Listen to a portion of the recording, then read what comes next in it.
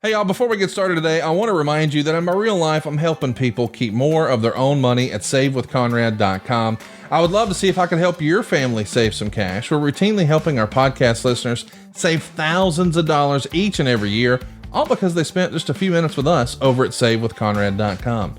I'm talking to you if you're in a 30-year loan. I'm talking to you if you've got credit card debt. I'm talking to you if you've got a second mortgage. We can take care of all that, just like that. We're going to get you a better interest rate. We're going to shorten your term, and we're going to help you pay off all your credit card debt once and for all, and do it all with cheaper monthly payments. That's right. You can get out of debt faster with cheaper monthly payments, and you don't need perfect credit or money out of your pocket to do it. Find out how much money you can save right now for free at SaveWithConrad.com. And here's the thing, man. There's a chance that you've got a great deal. Maybe we couldn't save you any money, but wouldn't it be nice to just have that peace of mind of knowing you've got the best deal for your family? That's what my family can do. By the way, go check out some of our reviews at ConradReviews.com. We've got an A+ rating with the BBB, over 1,000 5-star reviews, and an average score of 4.72 stars. We're helping families just like yours get out of debt faster and with cheaper monthly payments at SaveWithConrad.com. NMLS number 65084, equal housing lender. Oh, and did I mention no house payments for 2 months? Give me a call, 888-425-0105, or send me an email personally, Conrad@SaveWithConrad.com, and let's get you saving some money right now at SaveWithConrad.com. Welcome to Something to Wrestle with. Something to Wrestle with. Bruce Prichard. Bruce Prichard. Well, you.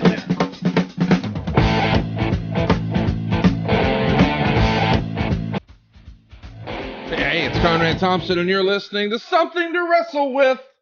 Out, Bruce Prichard. Okay, he's here, but only in best of form. Bruce and I tried to record on Tuesday. Plans changed, Conrad. We tried to record on Wednesday. Plans changed, Conrad. And we thought Bruce's last meeting ended at 6:30 on Thursday. Plans changed, Conrad. So instead, we're calling an audible. We're going to get you more in the mood for WrestleMania season. And that means a stroll down memory lane here on Something to Wrestle as we revisit some of the more infamous, or maybe famous, depending on who you are, WrestleMania moments. We're going to be making some more WrestleMania moments because as I'm recording this, it's early on a Friday morning, but Bruce and I have it circled on our calendars. By God, we're endeavoring to record this Sunday. And rather than me hope that actually happens on Sunday evening, I believe it's going to be, and dropping this on Monday, we know we're going to have a fun show next Friday. And we're going to be talking about one of my favorite WrestleMania moments of all time. You want to talk about the mega powers exploding? We're going to get there. And it's going to happen before this year's WrestleMania, damn it. Apologize about the best of. Felt like we had a good streak there for a bit, but hey man, it's WrestleMania season. We got to call an audible. But let's let the good times roll, thinking about some of our other favorite WrestleMania moments right here on a very special Something to Wrestle, Bruce Prichard. Next up, a match that people are still talking about. What, man, this is a loaded show. Edge pins Mick Foley in a hardcore match in 14 minutes and 37 seconds. I mean, people still talk about the one spot, but they do everything. Meltzer would say Foley took abuse early with a hard cookie sheet and broiler pan shots to the head, followed by a drop kick of a sign into his face. Since this stuff hasn't been done here much of late, it wasn't boring comedy like they had turned it into before. Edge speared Foley, but then sold it because Foley took off his flannel shirt and revealed he had hidden barbed wire underneath. Foley whipped him with the barbed wire and then got a barbed wire bat that he had hidden under the ring steps. Lita ran in and jumped on Foley's back.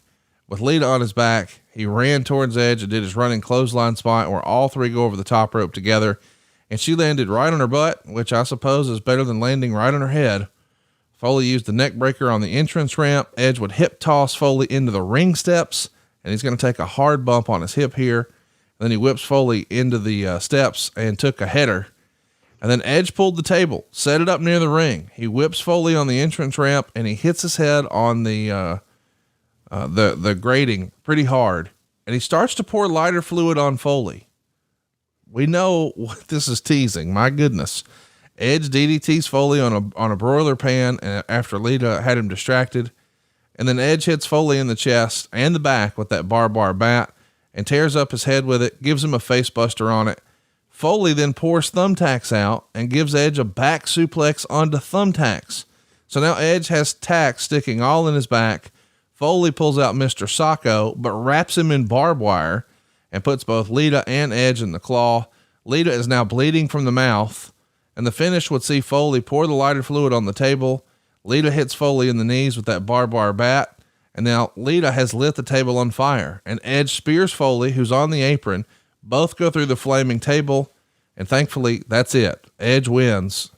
The fans would all give Foley a standing ovation after the match, and I think it's now regarded as Mick Foley's WrestleMania moment. But my God, fire at a WrestleMania, thumbtacks at a WrestleMania. This is unbelievable. Hated it. I know you do. I can't believe it happened. I can't believe Vince allowed it, but the spectacle of this, it's unbelievable. The spectacle and the amount of effort put into it and the performance by everyone involved was by far, no one can knock that. No one can say that wasn't an unbelievable performance by every single person involved.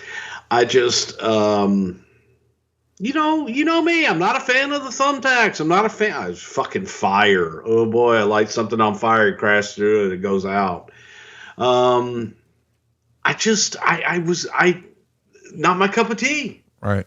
Not my cup of tea. Not something that I'm a big fan of. You know, you watch it sometimes, you go, holy shit, crash and burn. I always am concerned for the safety of the talent involved, and watching it, made me cringe all over again.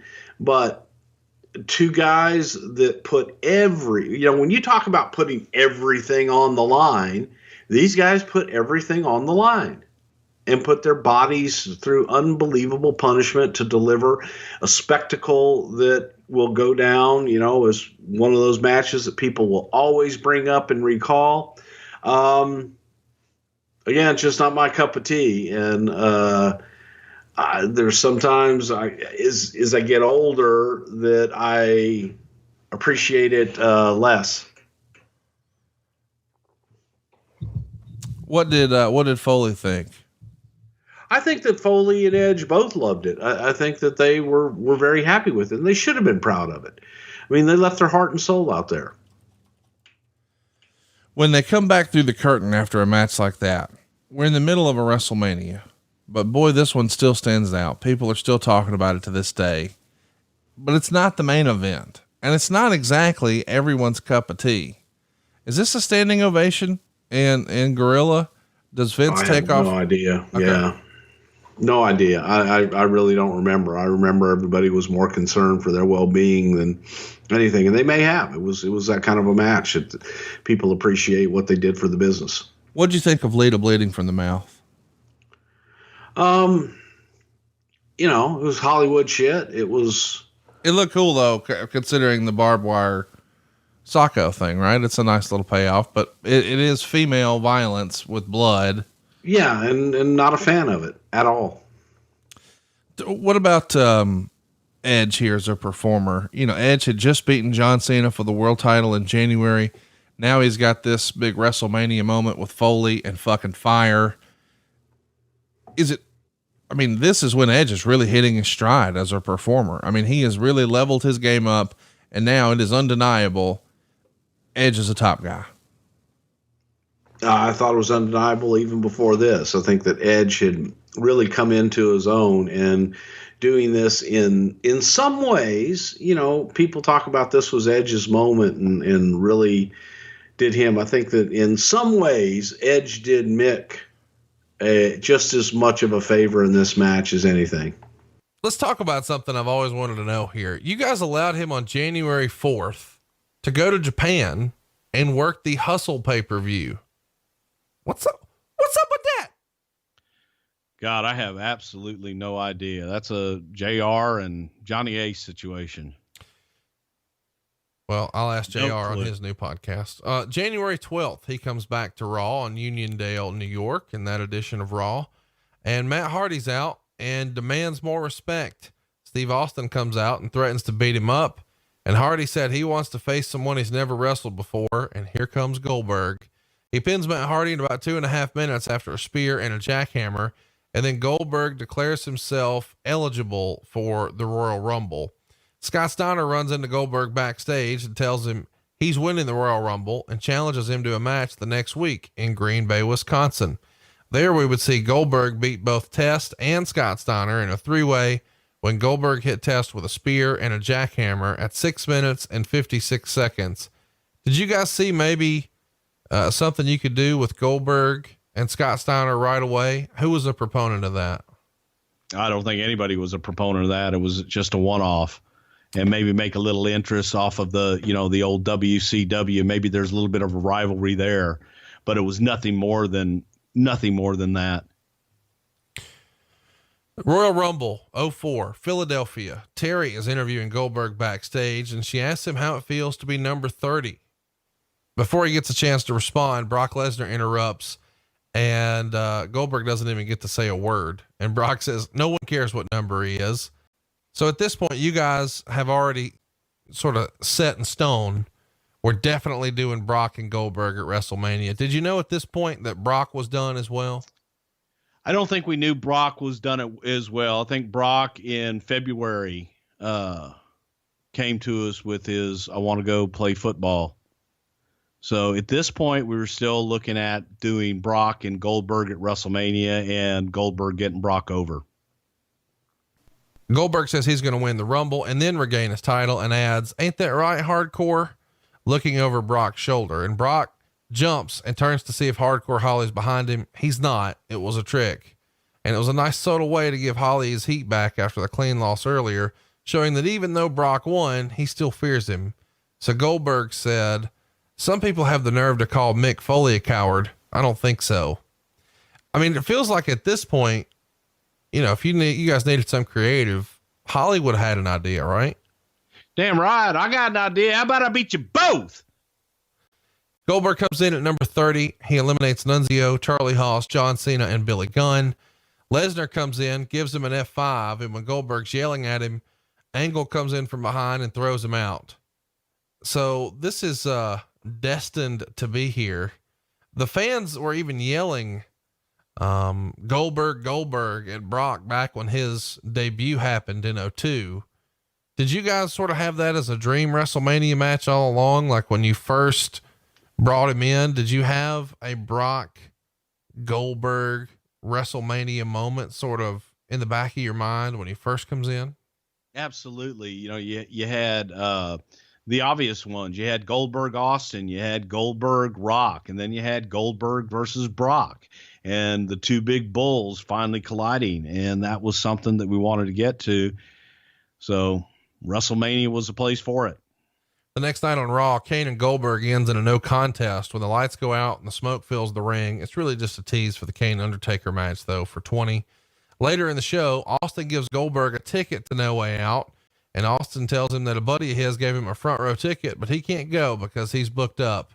And Austin says he's not going to represent Raw. He's going to represent the good name of Stone Cold Steve Austin, and says, don't do anything I wouldn't do. So that pretty much guarantees that Goldberg's going to interfere in the Brock Lesnar Eddie Guerrero match at No Way Out. At this time, Goldberg starts to grow a beard out. Is that something that anyone in the company says anything about? It's a little thing, but once upon a time you had to have permission to grow facial hair or cut your hair or whatever. Was that the case here for Goldberg, or does he do what he wants? No, he just did it, and he's a manly man that grows beard fast. But I'm pretty sure he cut it off shortly thereafter. And the reason being is you got marketing stuff out there. You got action figures and just other promotional material. And if you look different nowadays, you look different. They just make new shit, and you get more action figures out there. Right. So, We're going to talk about that Eddie Guerrero Brock Lesnar match on another show, guys. Don't worry. Before we talk about it here briefly, I do want to ask about how far along you guys got in even discussing a new contract. Keller reported there's some discussion of re-signing Goldberg to a new contract, or at least offering him one. However, if the company does offer Goldberg a new deal, it will not even approach the money he's currently making.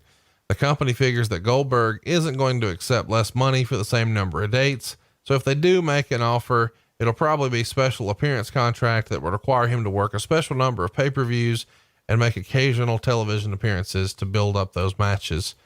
The 1-year contract expires at WrestleMania 20. Here in January of 2004, what was the temperature of the company with the idea of entertaining a new contract for him? From a creative standpoint, we weren't entertaining it, and we weren't thinking about it. However, if they could work something out with him and talent relations and Vince were happy with it, we would make something work. But we weren't putting a lot of thought into it on the creative side of things, because we felt we had pretty much hit a wall with Goldberg and what we were going to get out of it. And after WrestleMania, just figured, shit, what do you do? So it just didn't look good, and it didn't feel good. So until we heard the definitive, yes, we got him for another year or 2 years, we moved on, and we weren't really concentrating on Goldberg at that point, other than getting to WrestleMania. On the February 9th edition of Raw in Portland, Goldberg comes to the ring and Vince McMahon interrupts, and then Steve Austin rides out on his ATV, and Vince invites Paul Heyman out. Heyman tells Goldberg he better stay in his seat at the pay-per-view during the Lesnar match, and Goldberg says that Lesnar's next. And then Heyman gets a spear for his troubles. He attempts to give McMahon a spear, but McMahon moves and he spears Austin by mistake. This is the setup to get Austin as the referee for Lesnar. Why did you guys think that the Brock Lesnar, Bill Goldberg needed Steve Austin as a special guest referee? Just for, star power and allure, and to make that match more of an attraction, because frankly, we didn't think it was going to be a masterpiece from bell to bell. And the thought process was, let's get Steve in there, let's color it up. And it gave Steve something to do of a marquee match and a marquee spot on WrestleMania. Let's talk about No Way Out. San Francisco, February 15th. Can't wait to cover this. We are covering it on February of 2019. So set your calendars, folks. 11 months from now, we're doing it. The main event here, of course, is Brock Lesnar defending the world title against Eddie Guerrero. And during the match, the ref goes down after a Brock F5 attempt, and Brock gets the title belt. Goldberg runs out and gives Brock a spear and then leaves. 2 minutes later, Brock comes back with an F5 attempt, and Eddie escapes and DDTs Brock and hits a frog splash for the pin and wins the WWE title. It's one of the most memorable moments in WWE history. And I think a lot of people sort of forget the fact that Goldberg was involved in that. Biggest night of Eddie's career at that point, right? Absolutely. I cried like a little baby. We had Eddie's entire family was there. He had brought his mom in, and it was an extremely emotional night. I remember though, going back, and we'll talk about it at a later date, but the finish of that match, hating Goldberg being involved in it, but also understanding that you had to have Goldberg involved in it to get to WrestleMania. So it's the lesser of two evils, and you had to do it to get where we needed to go. The next night, Vince makes it official. Austin is the ref for Goldberg and Lesnar, and then Lesnar attacks Austin from behind and gives him an F5. So now Austin is essentially square. He's got heat with both guys now. Is Austin nervous about taking any of these moves, whether the fear or the F5 with his neck injury? The F5 would be easy for him to take because he can take that on his stomach, and he's not really snapping his neck back. I don't know if there was any concern on the spear, but that would be kind of iffy. And as best I remember, Bill took really good care of Steve going down on that spear. So he was taken care of from a creative standpoint. On our side, I know we were concerned about Steve taking the spear because of the neck issue and just not aggravating that anymore. Goldberg wasn't on the March 1st or the March 8th Raw. I don't think he's back on Raw for like 12 years. What's the thinking here and not having Goldberg appear on either Raw as you're in your WrestleMania March? Like, it's WrestleMania season. Is he not there because he's already maxed out his dates? Has communication broke down? Why wasn't Goldberg there on March 1st or March 8th? No, it wasn't any of that. It was because you got two guys that are going to be leaving in Brock and Goldberg, and to devote any more television time than promoting the match. We had done all we could do to build up that match. We had Steve there to do it and other people to talk about it and what have you. But the feeling was, do we really need to devote any more television time to this? And we can promote it and talk about it, but not have to have either one of them there. The next time you're going to see him is in the ring at Mania. Let's get to WrestleMania 20. Goldberg's taking on Brock Lesnar here. Of course, we know Steve Austin is the special guest referee. A pretty memorable match, but maybe not for all the right reasons. Bruce, a lot of people think this is the worst match in WrestleMania history. What's your take on that? It's not the worst match in WrestleMania history, for fuck's sake. Didn't we have a Hell in a Cell? A candle in a cell? Yeah, Jesus Christ. There've been worse matches, but this stunk. Everybody knew it. I watched it in the audience, and the air just came out of the garden. It was just horrible. And both guys were going through the motions as far as Brock and Goldberg. The crowd had turned on both. They didn't give a shit. And they knew both guys were leaving, and they were pissed off at both guys. You know what I mean? They were pissed off that Goldberg wasn't staying around, and they were pissed off that Brock wasn't staying around, and they just wanted Steve to kick both of their asses. So the only high spot in that whole match was the stunners at the end. Sort of a weird deal here because the crowd's booing them all. There's Goldberg sucks chants.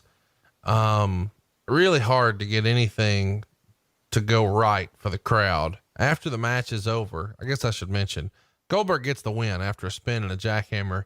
Did anybody give a shit what the finish was? Why was the decision made to have Goldberg win? The decision made to have Goldberg win was babyface finish. There's no reason to have Brock go over at this point. Babyface finish, get him out of there, and then Steve stun him. Brock give a shit? No. After the match is over, Lesnar gives the crowd and Austin 2 middle fingers, and Austin stuns him. And then Austin tosses Goldberg a beer, and Goldberg doesn't even try to grab it. So the crowd boos. Austin throws him another beer, and he catches it. They drink beer together for a minute, and then Austin gives him a stunner. And Austin is the guy who's sort of the star of the match, right? What's Vince's reaction backstage as this is happening? Well, I watched it in the crowd, and I did go backstage afterwards. Vince's reaction was a non-reaction. He sat there, and the next match going in, and thank you guys. Next, didn't sit there and have a conversation with them. It was over, and he was moving on to the next match, and he got the match in the ring, and he got the match the fuck out of the ring. Who was the agent for that match? Do you remember? I do not. I think it was I don't even want to guess because I don't know. Everybody knew going in, this is their last for both. How are the boys receiving it? I mean, what's the talk in the locker room, the office? Give me the temperature. Well, the feeling was, it wasn't one guy leaving and one guy staying and wondering if somebody was going to do business. There wasn't that feeling at all. It just was more than anything, a feeling of move on and let's have it be the least painful that it can possibly be. I think that people thought that they would have a better match than they did, but I think that when the crowd turned on both guys the way they did, that they kind of got lost out there. And Steve, try as he may, there wasn't a whole lot to do to save the damn thing. So for us, it was like, okay, it's a necessary evil. You got to have the match. You got to get through it. and just wanted it to be over. I was sad for Brock because I didn't want Brock to leave. I was sad that at that time it was his last match. I knew he would be coming back at some point. You just kind of knew it. But for me, it was sad because Brock from day one, he was a stud, and I just would have rather him go out on a higher note at that time. But it wasn't meant to be. Let's talk about the finish, because it made the dirt sheets that Brock was originally scheduled to win the match, but when he decided to leave, it was switched to Goldberg going over. And I know what you said made sense about babyface, but the dirt sheets, of course, say the reason was they're angrier with Brock. Any truth to that? Weren't happy with Brock, but it was the decision ultimately came down to just get the babyface over and get him out of there. You've heard us talk about a couple of great products from Titan Nutrition, including their powerful testosterone booster Test Launch and their powdered weight loss formula Enlight.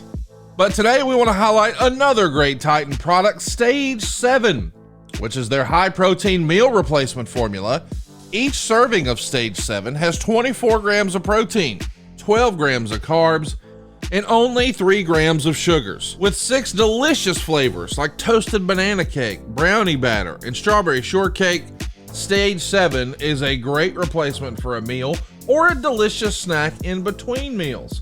It's easy to take on the go. Crush it in the car to help you avoid unhealthy snacking while traveling, so you can help keep your diet in check by adding Titan Stage 7 to your diet. You won't be disappointed. Go to titannutrition.net and use our code WRESTLE at checkout to receive 10% off your purchase and get free shipping. Again, that's titannutrition.net with the promo code WRESTLE. Saves you 10% and gets you free shipping. Guys, we greatly appreciate our sponsors, Titan Nutrition, one of the newest ones with us. I've tried it. I love it. My wife tried it. She loves it. You got to check it out for yourself. It's titannutrition.net. Use our promo code WRESTLE and you'll get 10% off your purchase and free shipping. That's titannutrition.net. Promo code WRESTLE. He doesn't say much else when Rock comes out and then challenges him to a match at WrestleMania. Bischoff comes out and announced that Rock and Booker T next week in Cleveland. And if Rock wins, he can choose between either Austin or Triple H and a title shot at Mania. And then he orders 3-minute warning to hit the ring, and they do, but they all get stunned. And then Austin and Rock have a stare down. Rock backs off, then attacks Austin, but Austin fires back, and Rock gets to escape the stunner. So he runs away there and dodges that one. The March 10th Raw, Rock said he's not going to wrestle Booker because all he wants to do is beat Austin at WrestleMania. And Bischoff said he'd let him pick his opponent that night. So later in the show, Rock is backstage playing the guitar. He's playing a song called Cleveland Sucks. Hurricane shows up. They do more comedy, and it sets up their match later in the show. This is good stuff because Hurricane winds up getting a pin on The Rock after Austin distracted The Rock. So of course he got that damn roll up, that schoolboy from behind. Works every time. Man, almost. What a moment for Hurricane. Great friend of the show, pinning The Rock on TV when he's at the tippy top of the heap. This is awesome. Yes, it was. And it was highly entertaining, and it got people to watch it. It made the show fun. And you had your serious issues and your serious angles going on, but yet Rock was able to be entertaining. He was able to still draw, and he was able to have fun with the Hurricane stuff on TV and make compelling television. On the next week on Raw, Rock is going to tease doing a Rock concert, but he tells Bischoff he doesn't want to do it in St. Louis because all their pie smells bad. He's going to do it next week in Sacramento. Of course, we're going to have a bit of a situation where Austin is going to use a stunner. Rock's going to hit the ring, give Austin a stunner. Austin's going to kick out of the pin. Rock sets up the people's elbow. Austin moves, hits a stunner. This is all happening on Morley, who I guess is the chief of police or whatever they're calling him for Eric Bischoff. He's Bischoff's right-hand man. And Eventually we get Rock laying out Austin with a rock bottom, and he grabs a case of beer and goes to drink it, but really only takes a sip. And, it's kind of fun. Also fun is the March 15th Miami house show. We would see Rock get a clean win over Brock Lesnar here with the rock bottom. But what's interesting is after the match, he's doing a promo and introduces his wife and his brother-in-law, his mother, his grandmother, as well as some players from the Dolphins. He thanks the crowd for cheering him and says, "I know you're supposed to boo." And he says to Lesnar, he was happy he didn't have to take an F5 because that really hurts. Fun stuff here. But the March 24th Raw is where we see Austin open the show, challenging The Rock to come out, and says he's not going to leave until he does. And of course, 12 police officers come out with Bischoff. Eventually they have a court order banning Austin from the Arco Arena. And as the officers are kicking him out, Rock is singing Jailhouse Rock. And, this is good stuff. Later in the show, Rock does his rock concert with the guitar in the ring. He's singing about the fat women in Sacramento and how Austin must be mixing pot with his beer if he thinks he can win. Are you out there selling bootleg t-shirts for $5? Rock does some Willie Nelson and then finishes with some acapella Sinatra. Hold your applause. Great stuff. Of course, at the end of the show, we know, Austin is going to drive the truck into the arena, but it turns out it's Hurricane who's now hauled off by the cops. And then Austin appears from the back of the truck, hits the ring for his revenge. Great stuff. Fun way to build to WrestleMania 19. And of course we know at WrestleMania 19, there's a whole backstory about what was going on with Steve. And you can hear all about that in a couple of different episodes in the archive, specifically WrestleMania 19. And we've covered Austin in this era as well. But this match is not nearly what, some of their other matches were, but still a hell of a match. 4 stars, 17 minutes, 53 seconds. Rock's going to do an interview in the show that is really, really good. It's a fun match, and it's Steve's really his last match. When did you guys know, hey, this is probably it for Steve Austin? I mean, what a way to do it and to go out and The Rock to beat him at WrestleMania. Of course, it's a trilogy of WrestleMania matches for them, 15, 17, and 19. Next up, what we're all really here for, I guess, the Undertaker beat the Big Boss Man in the Hell in a Cell match after 9 minutes and 46 seconds. This hurts me. If you watch, it hurt us all. If you watch the match, you remember that what Meltzer suggests here is on the money. The handcuffs break way too early. Bossman breaks these out and tries to cuff the Undertaker, but they're gimmicked, and the Undertaker's supposed to be trapped and desperate, and that doesn't happen because they break so quickly. So he has to pretend that he's trapped and helpless while Bossman beats on him. Both guys eventually bleed, but no one cares. Boring chants are all over the crowd. And then the finish is a tombstone seemingly out of nowhere. And then it really went downhill. The Brood comes in from the ceiling. So that's Gangrel, Edge, and Christian. They rappel down. Well, they had a finish. Like Sting has. And they start tearing at the center of the cage and eventually drop a noose. That's right, a noose, like you hang someone with, through the cage. And Taker puts the noose around Bossman's head and neck. And then they show Paul Bearer with the remote control box to lift the cage. And the thing that stuck out to you and I the most when we watched this the other day is that the Brood goes back to the top of the cage, and what happens? Goddamn. Who was it? It was Edge. Got just hung up. Before that, though. Which part? They all rigged themselves to go back up. Oh, yeah. Oh, my God. And we shot it. You had professional riggers, I'm sure, up there letting them down. But now they're down here by themselves. And rigged themselves to go back up. And rigged themselves to go back up with no professional help. And then Edge gets hung up. Edge just hanging going and back dangling. Up, just hanging, dangling from the ceiling, hanging, dangling. And not moving like everybody else is. Yeah, well, everybody else was already up top, I guess, and we're still shooting it, and he's just kind of like spinning around. Man, I don't know what the fuck to say about this. It looked so haphazard and reckless and dangerous. Had you seen that since when we watched it the other night? Oh God, no. That's one of those. I throw that one up there kind of with Katie Vick. I'd like to forget. Do you think Martha used that as evidence against you guys? Oh fuck, I have no idea. No, there's nothing to use there again. No, I'm not even going to discuss that. But the hanging itself, the absolute. Oh yeah, let's talk about the hanging. So dropping a noose. Let's think about this, folks. We dropped a noose from the top of the cage, already tied, a noose that you hang people with. Put it over Bossman's head, and hung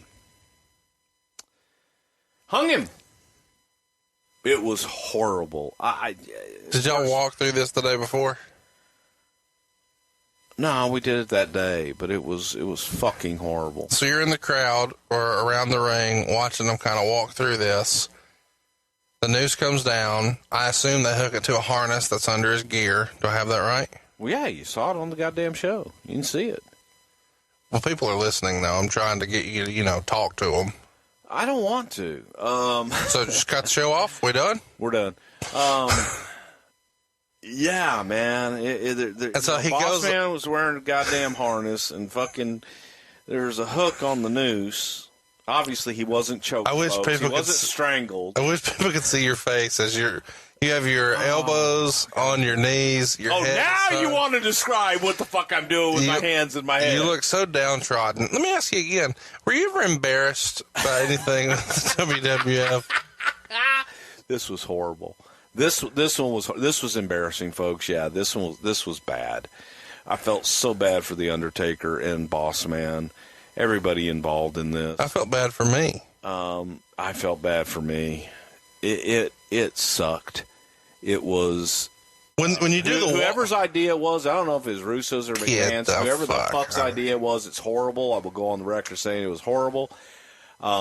Execution was horrible. The idea itself horrible. Who was for? And on top of it, this happened on a Sunday. The next night, Bossman just goes out and works a match.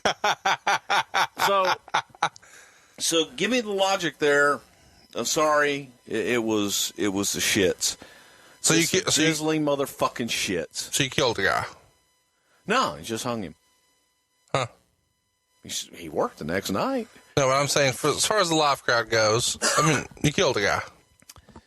Yeah, you know what? I don't even remember how the fuck we got him out of there. I know they dropped him down, but I don't know if they carried him out. I don't know what the fuck happened. I don't even remember. It's one of those black holes in my memory that will never be. Let me freestyle this. When you guys walked through it that day, I can honestly tell you that I remember them dropping it down and looking at it and going, "Oh fuck," and walking away. Did you hear Vince McMahon's reaction to the walkthrough? No. What about live? No. I don't even know if he was there. I don't even know if he was around me. I was a gorilla. I couldn't even tell you. It was so fucking just dead. It was. The audience didn't know what to do. Well, what are you supposed to do? You just fucking murdered the guy. I mean, yeah, it's. Who's the babyface? Who's the heel? Am I supposed to be happy that we're hanging a man in the middle of the arena at the premiere event? Yeah. Do you cheer for hanging? Yeah. Yeah. What do you do? Yeah. Do you boo the hanging, or do you cheer the hanging? Are we happy, or are we angry, or do we really give a flying fuck? It just no one gave a fuck. No one gave a fuck about the match. No. And on top of it, you add that to it at the end. Didn't work, and I felt sorry for Taker and Bossman because they're two great workers that deserve more than that, in my opinion. What did Taker think after? I don't even remember. I imagine he probably just kind of hung his head like I just did and walked to the back and said, Well, you don't remember Next. Vince flipping out about this? no, I really don't. And I got to chalk it up to being that black hole of trying to forget that shit. How funny is it when Undertaker realizes, oh shit, he's spinning. The hard cam's the hard cam is gonna catch the harness. Let me try to steady his leg here. Fucking horrible. And then at some point they turn the lights off. Like maybe. Thank God. And when they do, Michael Cole starts yelling, "It's symbolic. Is it a symbol? Is it a symbol?" Now, is this because you guys have gotten so much heat for crucifying guys and putting them on the cross and having to say, it's not a cross, it's Not a symbol. It's a symbol, pal. No, you know what I think was happening there is I would bet you money that whoever was Jim Ross is in his head saying it's a symbol, it's a symbol. Trying to say, he's not being hung, it's symbolic, it's a symbol. I don't know what the fuck it's a symbol for, other than you're hanging somebody, you're killing someone. It's a symbol. I don't Of what? Yeah. What was the bloodbath a symbol of? Blood. In a bath. And a vampire. Vampires like blood. So, talk to me a little bit about where this idea first comes from. You know it's WrestleMania, so you know Hulk Hogan's figured in big, but you revealed it before what the original idea was, and I don't think that we've really expounded on that here on your show. Kind of lay that out for everybody. Well, the original idea was... Let's set the backstory. It's summer 1990. Earthquake attacks Hulk Hogan, gives Hogan some time off TV. He's going to go film Suburban Commando, I think. Is that right? I think that was the one, yeah. So he films Suburban Commando, which actually comes out a couple months after WrestleMania 7, so that timeline lines up. And he does the chest finish, the sit-down gimmick on Hogan, and then Hogan's out, and he's off TV, and his there's a new character, Tugboat, is introduced, and he is Hogan's pal, and he's going to try to come to the rescue and help him, and they're doing these bracelets, and you can get one of these bracelets if you'll just write in and blah, blah, blah, and you're supporting your Hulkster, and they're showing all these letters that are coming in. You guys are doing an address capture campaign, which is pretty amazing. People do it with email and text message numbers now, but back then snail mail was the deal.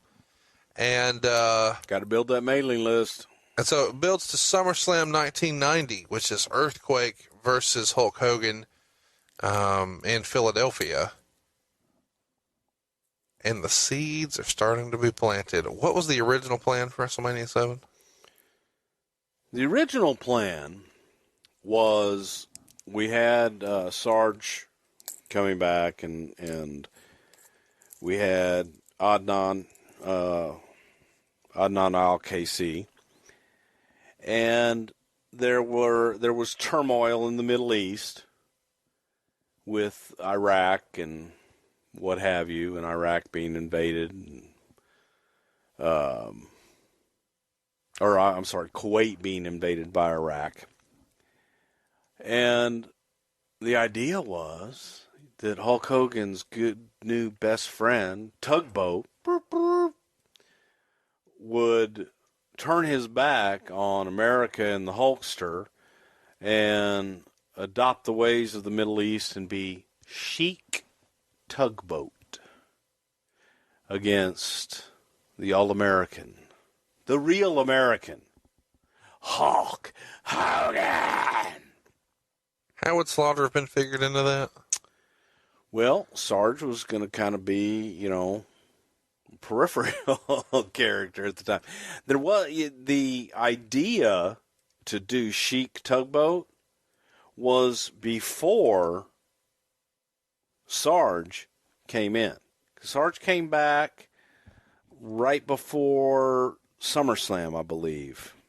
We did the Great American Sergeant Slaughter Award. So this idea was even before that. So we'd taken Hogan out after WrestleMania sometime, and then Hogan was coming back at SummerSlam. But in the meantime, the idea was that it would be Tugboat that would be the one to lead that charge, and Tugboat be his friend, and that Tugboat would be the one that would eventually turn. Along the way, Sarge comes back. Fresh off his G.I. Joe deal. Yep. And Sarge comes back, and it's like, well, what if the real American hero, G.I. Joe, Sergeant Slaughter, turned his back on America and the real American Hulk Hogan? So thank God for Sergeant Slaughter coming back when he did and stepping into that role. But the buildup was one of Sarge being an Iraqi sympathizer, and Wait, hang on. Why would Vince have picked Tugboat? because he was a big, huge guy and humongous arms and big pythons, if you will, and they just saw A monster. a monster, yeah, and it was a big monster for Hogan to destroy when it came time. Big guy to beat.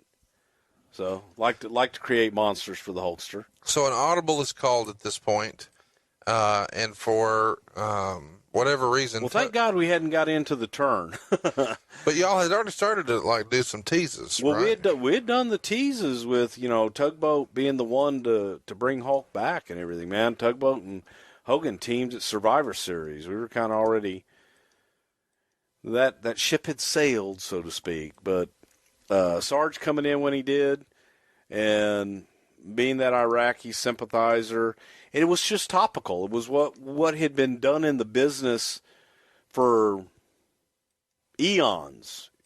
You take the foreign menace. We were at war with Germany, and after the war in Germany, the heels were all Germans. And after the war in Japan, all the heels were Japanese and threw salt. Well, we hadn't gone to war yet, but you had a hell of a heel over in Iraq by the name of Saddam Hussein that everybody hated and was on the news every week. So why not have an Iraqi sympathizer? And what's worse than having an Iraqi in General Adnan, but to have an American, a G.I. Joe that represented everything that was right in America, an American hero, and Sergeant Slaughter, turn his back on his own country. And that was the thought process. And to go to Mania, the real American versus the American turncoat. And this was obviously before things escalated in the Middle East. Well, but you were still kind of building this pay-per-view around a real-life conflict. Always did. They always built things around real-life conflicts. World War II was a real-life conflict. Well, hang on. You said they right there. This is you. This isn't me personally. Oh, you personally were there. Yeah, I was personally there, and yeah, I was behind it. And I definitely did support it. And it's what they had done. The Hollywood, wrestling, historically, took foreigners and made them heels and bad guys. And you propped up your American heroes. And that's exactly what we were doing. What was and before that, before we even necessarily, before we even had conflict in Iraq, we had booked, because the Los Angeles Coliseum had approached us about coming in and holding the event in the Los Angeles Coliseum, which held over 100,000 people. And we went out there, we flew out there, they had a huge presentation, they set a ring up on the 50-yard line, and they had the big screens up, they had put seats on the field around it, and they did a big cameras sell. out. Oh, they had a huge sell. I mean, they had, WrestleMania 7 up on the scoreboard, and they had video, so that when we walked in, we were up on the big screen and stuff. They had this beautiful luncheon for us. And that was, God, I want to say it was right after or right before, well, it was right before WrestleMania 6. And because we had done 6 in Toronto, and this was going to be bigger than 6. Right. So we had been out there and done the tour, made the decision, okay, we'll do this. And then as time went on, it was like, well, take Hulk's best friend, tugboat, and, do the turn and triumphant return of the Hulkster. Was WrestleMania 6 a disappointment? Do you think some of the decline starts with WrestleMania 6 based on it being babyface, and it not having... I don't think the event was a disappointment at all. You don't think... I mean, I'm just asking, were buys down for that? It was reported that buys were down for that. Well, buys were down from WrestleMania 5, yeah. But I don't think it was a disappointment. So it was less about Warrior Hogan and more about how bad it was, and more about how great WrestleMania 5 was with Macho and Hogan. Maybe, and how masterful the build was. I just think that the babyface attraction didn't work as well. Maybe didn't work. Well, obviously it didn't work as well as the other one. But that's hindsight. So then you come back and you're planning to do Tugboat, and along the way... Yeah, and along the way, Sarge comes available. Tensions heat up. You got... Does Sarge call y'all, or do you call Sarge? Do you call? Sarge called us. And he's fresh off the G.I. Joe thing. That was a big deal. Yep, and Sarge was looking, and he and Vince had a falling out before, but Sarge called, and I Do you remember what that falling out was about? It was about the G.I. Joe contract, I believe. He didn't want him to do it? Vince didn't want him to do it, no, and Vince wanted to have a piece of it. And Sarge, went off and did his own thing. I see. So Sarge was arguably as big, if not bigger, than Hogan at that time. Absolutely. So, it was disagreement. Shit happens all the time, but it was opportunity for him to come back. He came back. He was red hot. I mean, he was red hot. Did he want to be a heel, or did you? He loved the idea. Really? Oh yeah. Whose idea was it to? Do you remember it like sitting around the pool and? Again, a lot of that was. That part of it was a lot Pat and Vince at that time, and I was doing TV, so I was in after the fact, and You told me something about television. And one of the most iconic things here is I guess you guys soaked a Hulkamania T-shirt in lighter fluid and then had Sarge. Well, that was down the way. Light it. That was closer to the match itself. Was there discussion about anything else there? Yeah. There sure was, but I mean, you gotta, before we get to that, and I know where you want to go with that, but getting to that point, we had Sarge and we had Adnan, and this surge from underneath and the animosity towards Sergeant Slaughter and Adnan was growing, and let's talk about Adnan for a minute. We've just kind of glossed over him. Tell everybody who Adnan really is. I don't think a lot of people... I mean, he just kind of appears out of nowhere. He's in WWF programming, but he has an interesting backstory. Yeah, he's Adnan al-KC. That's his real name. And he's from Iraq. He grew up with Saddam Hussein. Wow. And they were childhood, neighbors, friends, what have you, went to school together. And so he was a legit Iraqi, knew Saddam Hussein, and... it wrote itself right in a lot of respects. And in our lifetime, I didn't, you didn't, we'd never experienced war. We experienced the Vietnam War, but we had not declared war on Vietnam. I didn't. I'm not as old as you. Shut up. Okay, I'm sorry. I forgot. Okay, I did. But we had never declared war on a country. Right. At that point, for me in my lifetime, I read about it. I was alive during the Vietnam War. So the thought of going to war was unprecedented. We never dreamed in a million years we'd actually go to war. Thought, well, there's a skirmish. There's a dispute. This guy's an asshole over here in Iraq. Well, let's have an Iraqi sympathizer. It's a heel. It's what we've done for years. Well, and we went with it, and it was getting over. People were booing the shit out of him, and it was building. And we had a red hot, honest to God, red hot, white hot heel in Sergeant Slaughter and Adnan. So you got a white hot heel, you got a white hot babyface in Hogan. The two shall collide. What happens if along the way that red hot heel takes the most coveted prize, being the WWF Championship? So You don't think that this was in poor taste? It wasn't in poor taste when it started. No, it wasn't. Not at all. Even though not here in, go ahead. Even though not here in America, but over there, people were losing their lives. It wasn't in poor taste. What do you mean people were losing their lives? People in Iraq and Kuwait, when Iraq was invading Kuwait? Right. Well, they hadn't really done that all yet. It was a skirmish. There was skirmishes don't involve death. So what you're saying is it's in poor taste to ever portray something that is controversial. Well, hey, let's run through it. Do you see people rioting on WWE TV now?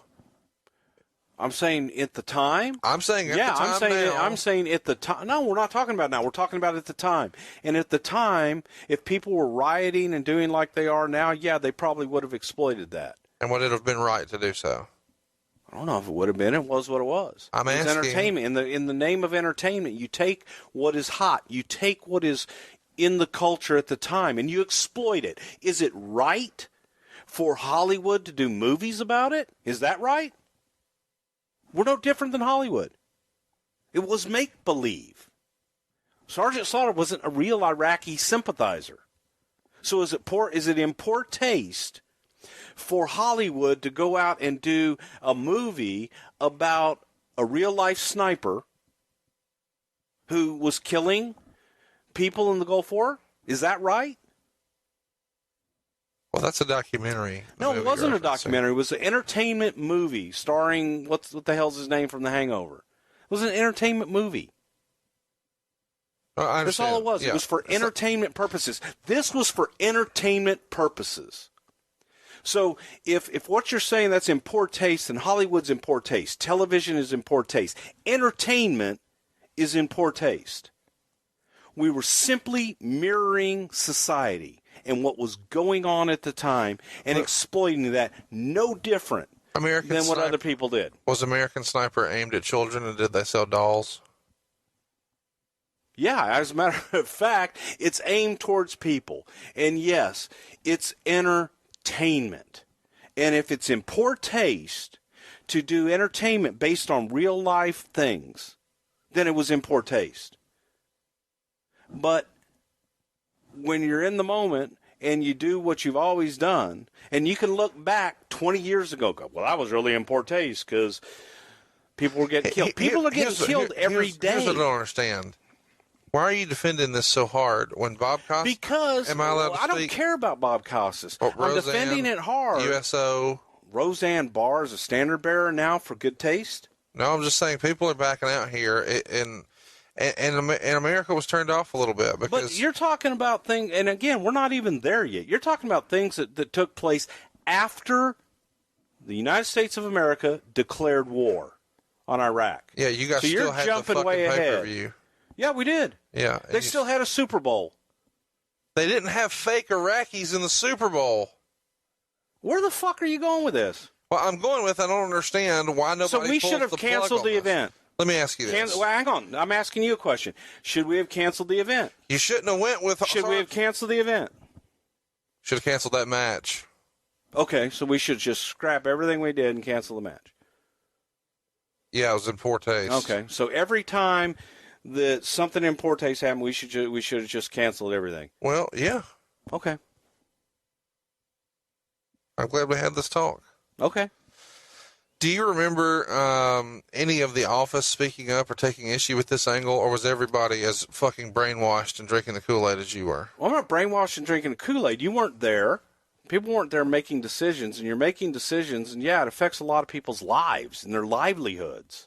And yes, lives were. But again, when you're talking in August, before war breaks out, and you're looking at things and you're going, well, this is how we've always done it, and this is what's hot, and it's no different than what everybody else does. What Archie Bunker did on All in the Family, a comedy show. That they didn't sell tickets to Archie Bunker. They sold advertising to Archie Bunker. Yeah, I understand. This is a different time. You're talking. Archie Bunker wasn't on the air in '91. Of course, it's a different time than where we are now. Yeah. And the fact of the matter is that you simply had a situation where you're going into it, and the whole situation changes. Everything changes. But WWF doesn't. They stay the course. No, we changed a lot. What'd you change? We didn't burn a flag that was Okay. suggested by Jesse Ventura that we do because it became legal. This is around the same time Jesse Ventura becomes mayor, by the way.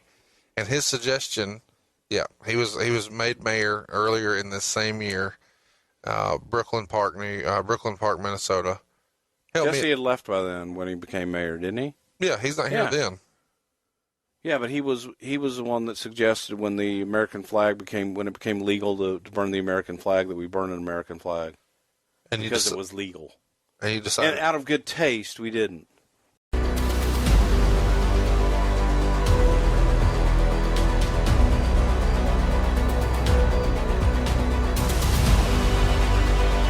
This is a public service announcement.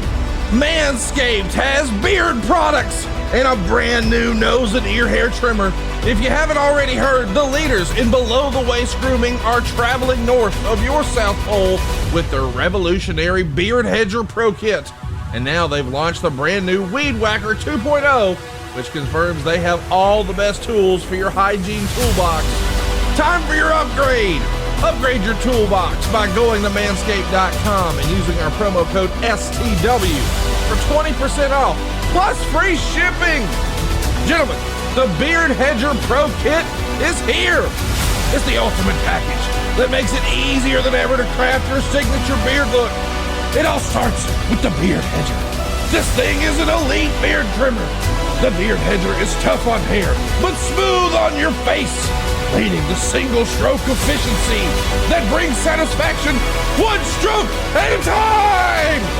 The waterproof cordless trimmer has a rotary wheel that gives you all 20 hair cutting lengths with just one guard. No more messy drawers full of extra add-ons. The Pro Kit also comes with four dermatologist tested formulations. You've got the beard shampoo and conditioner, the beard oil, and the beard balm to moisturize, style, and shimmer your new beard.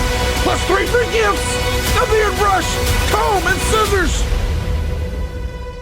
With a nice beard, your face is perfectly groomed, right? Wrong! You need to keep an eye out for those tough to trim ear and nose hairs. That's why the brand new Weed Whacker 2.0 offers you improved blades and skin-safe technology with a no-tugging.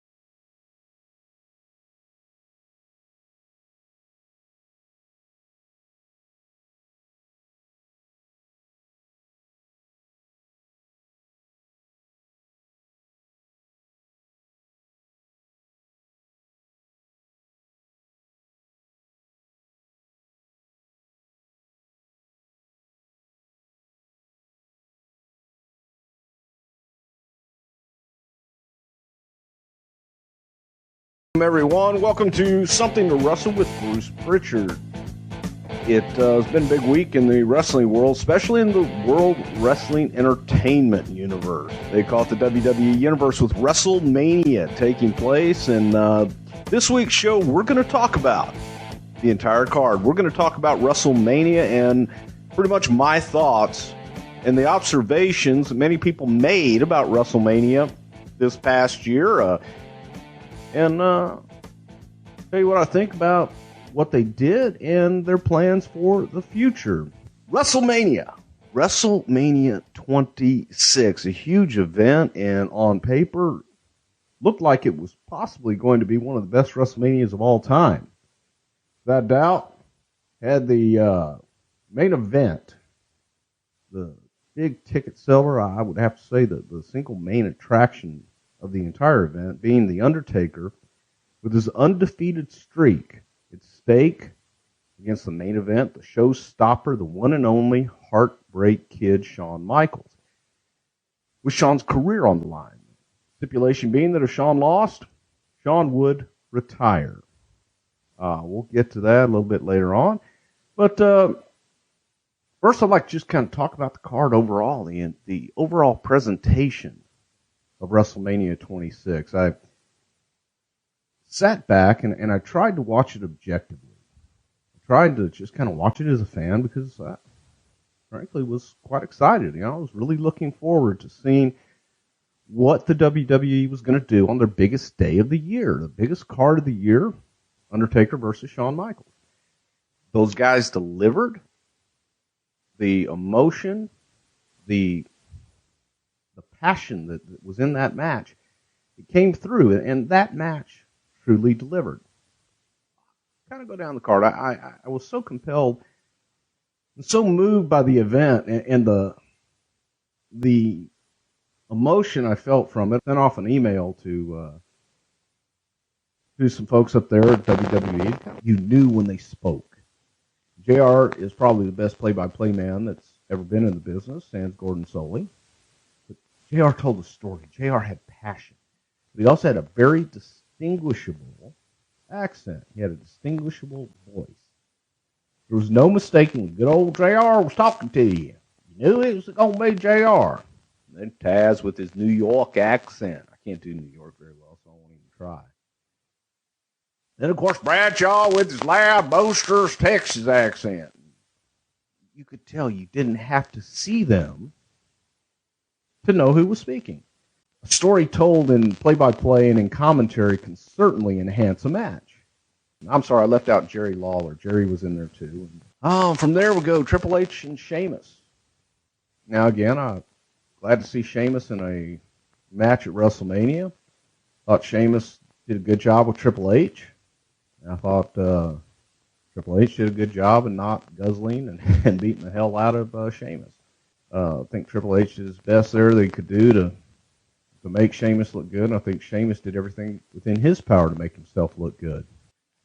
Let's see. Next, we had Rey Mysterio and CM Punk. CM Punk, one of my favorite characters on the shows right now. I love his character, man. I love the straight edge gimmick. It's entertaining. I think he does it well. There's a reason he does it well, because he believes it. And then you got Rey Mysterio. How can you not like Rey? Rey's a tremendous talent. But these guys just went out and didn't have enough time to tell a story. Didn't tell a story. It was kind of a high spot fest. So from there, Vince McMahon, chairman of WWE, against Bret Hart. In Bret Hart's day, nobody could touch Bret. Bret was a great talent. Bret would work so hard, and Bret would continue to work until he got that crowd. Bret would work until he got you. And he got you by telling a story in the ring, and he got you by being emotionally in that match. Vince, on the other hand, is arguably the greatest heel the business has ever seen. And Vince doesn't argue to be the world's greatest worker.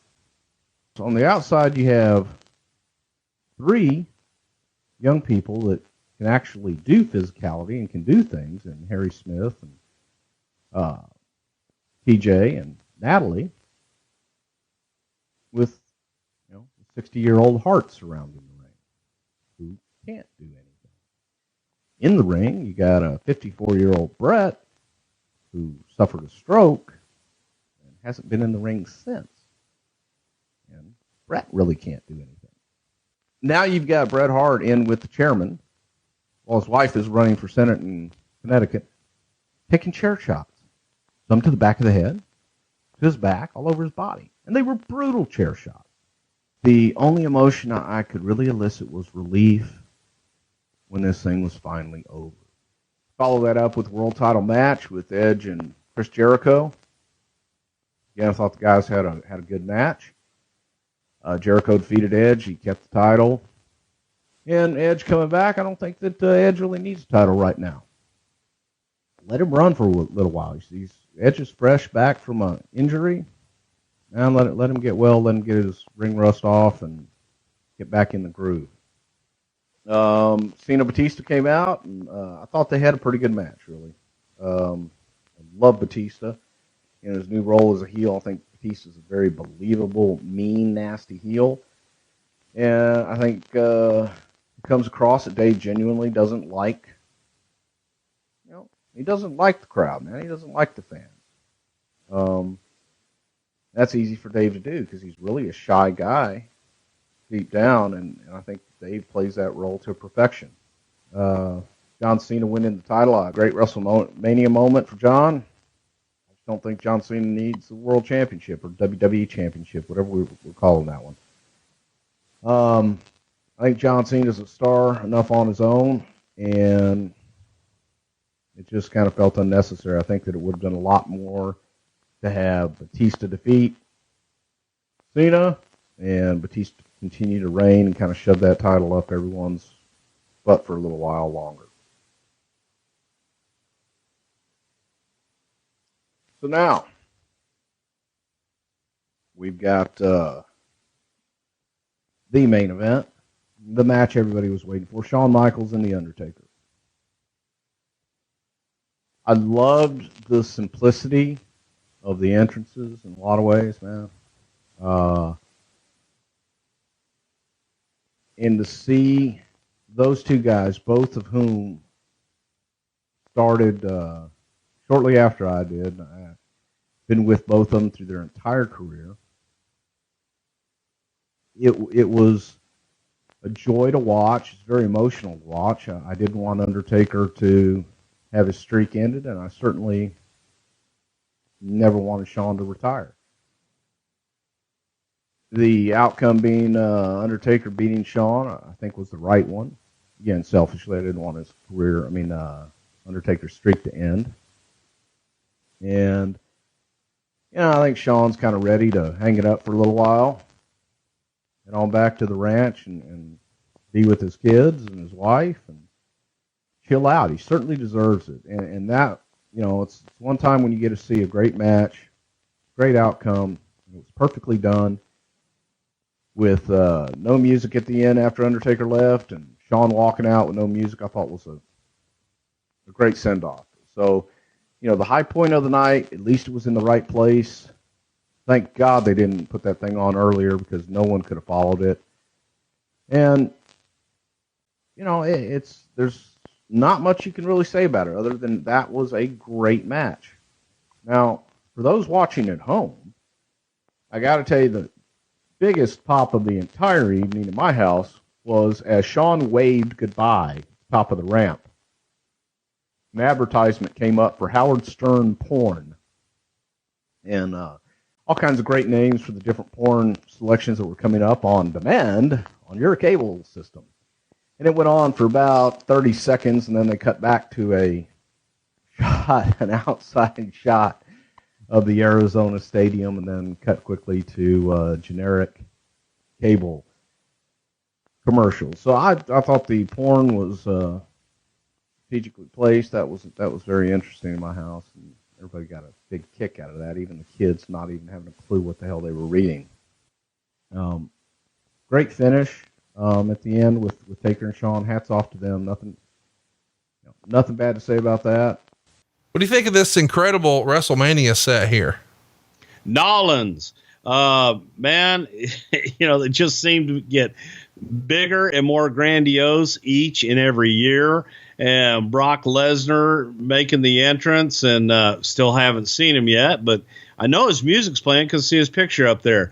But you just take this. This is funny. Kevin Sullivan, the devil, Kevin Sullivan asked me this question the other day. He says, "Bruce, let me ask you, if you saw Brock Lesnar on one side of the street and Kevin Owens on the other side of the street, and you got to fight one of them, which one are you going to?" He says, "Fuck Brock Lesnar. I'm not going near him. He's a monster." I mean, Brock is the ultimate just fighting machine. And you take a look at him, he looks like a badass. He is a badass. Mick Foley always tells the story. He says, you know why people think that Brock Lesnar doesn't like anybody and that he's mean and he likes to inflict pain? Because he doesn't like anyone and he loves to inflict pain. So that's just who he is a human being. That's who he really is. You know, he had his own plane because he didn't like going to airports. Who fucking likes going to airports?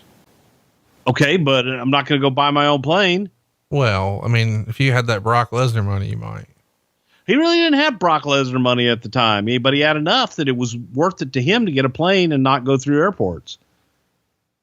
This is a special match for me. I don't know that me and you've ever talked about this. This is my first WrestleMania I ever went to.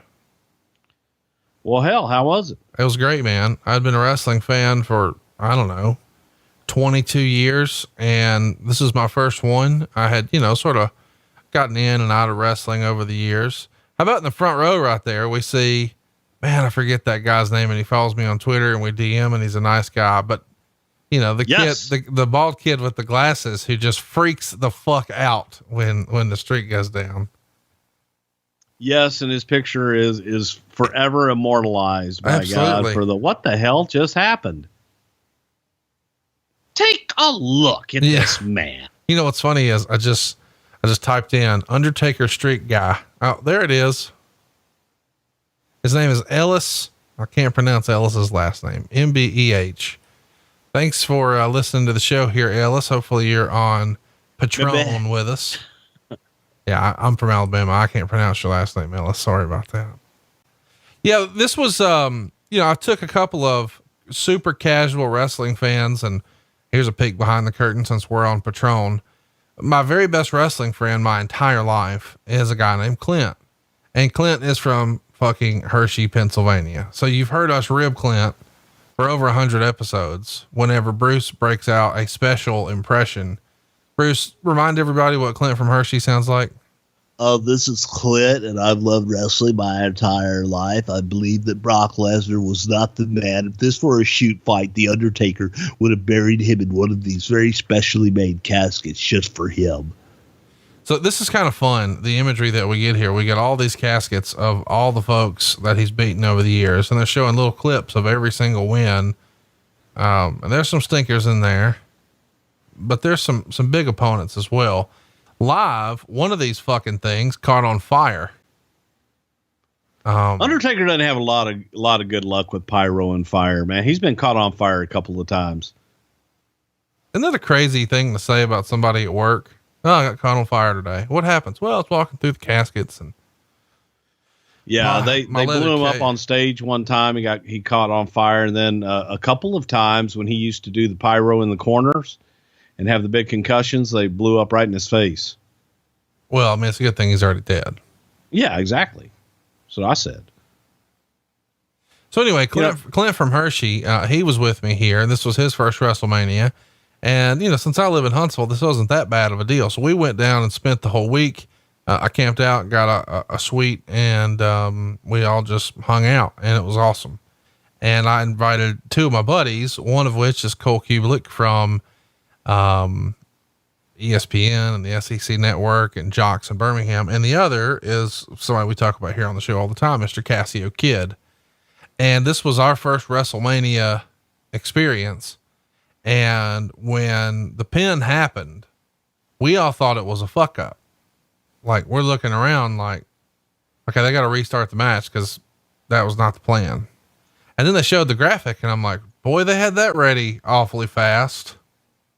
And then they started playing the music and I was like, holy shit. I think we just saw wrestling history. And this night started with Hulk Hogan, The Rock, and Stone Cold in the ring at the exact same time. So it makes you, this is just filled with big WrestleMania moments. And of course, we're going to cap the night off with Daniel Bryan's historic yes world title win. So big deal for wrestling. Huge deal. And, you're looking at the Undertaker's entrance right now, and this would be something a lot of times when we would think about the location for the next WrestleMania, and you would think about Undertaker's entrance a lot of times before you'd even think about who his opponent was going to be. Yeah, that always disappointed me when y'all ran shows on the West Coast. Like a year after this, you're in San Jose, and he's doing it in the fucking daytime, and that just sucks.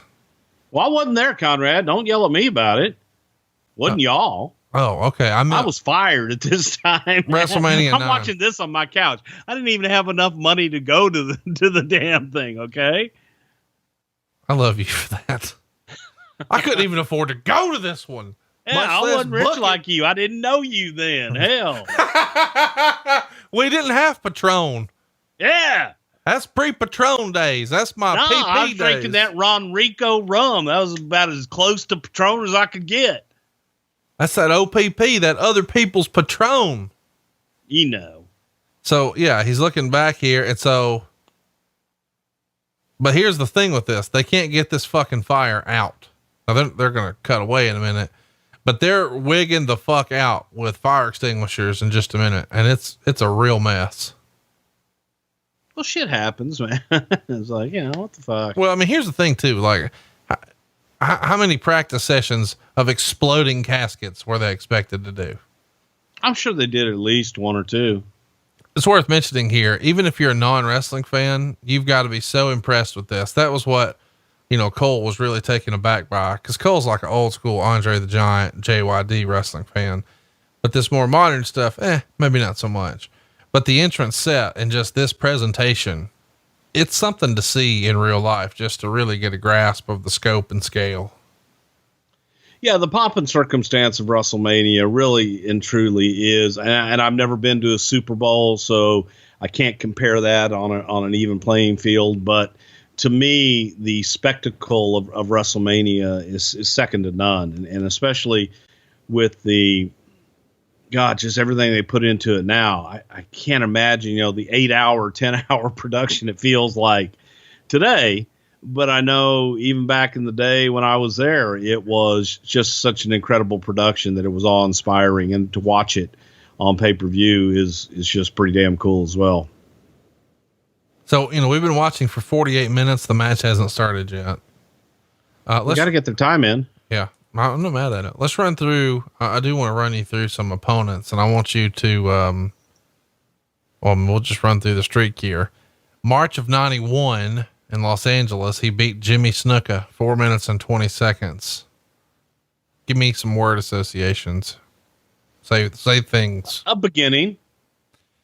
Indianapolis in April of 92 over Jake Roberts in 6 minutes and 36 seconds. I wasn't there, but it was kind of the battle of the dark side. April of 93, Undertaker and Giant Gonzalez by DQ, 7 minutes, 33 seconds. I apologize. No 94. What's up with that? Taker was hurt. April of 95, Undertaker over King Kong Bundy in Hartford, 6 minutes, 36 seconds, just like Jake the Snake, exact same number of minutes and seconds. Yeah, that's exactly what we wanted to do. So let's go back and recreate the Jake. Sorry. I owe everyone and Taker an apology on that one too. Anaheim, March of 96 over Diesel, 16 minutes, 46 seconds. Now we're back on track. And, in a lot of ways that was the battle of our big men at that time. Here's the big one. March of 97 in Chicago over Sid in 21-29 to win the WWF title. Thought it was time. He was the man. We were going to make him the man in front of the camera too. All right, we'll do one more before we take a break here.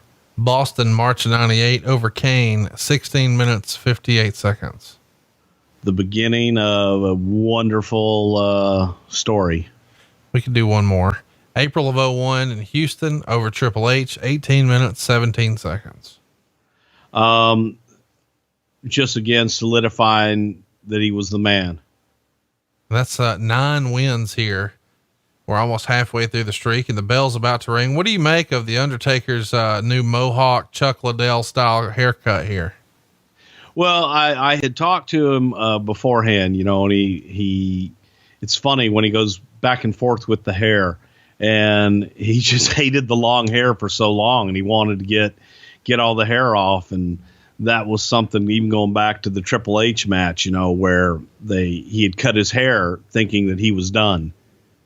And then Vince got him to come back in the wig and cut his hair off to to do that shit. But it was a different look. Again, it's reinventing himself and creating a new and different persona. I hate the damn the fake bake and the orange tan on him. What is fake bake? Fake bake is the fake tanning spray that bodybuilders use and stuff like that. That was the name of it, fake bake. What about Undertaker's mascara? Who puts Undertaker's mascara on for him? He does. He does his own. Good God, man. He's a man. Okay. Thank you for that. How about the clothesline where he just lands on his feet from the outside of the ring? That's awesome to me.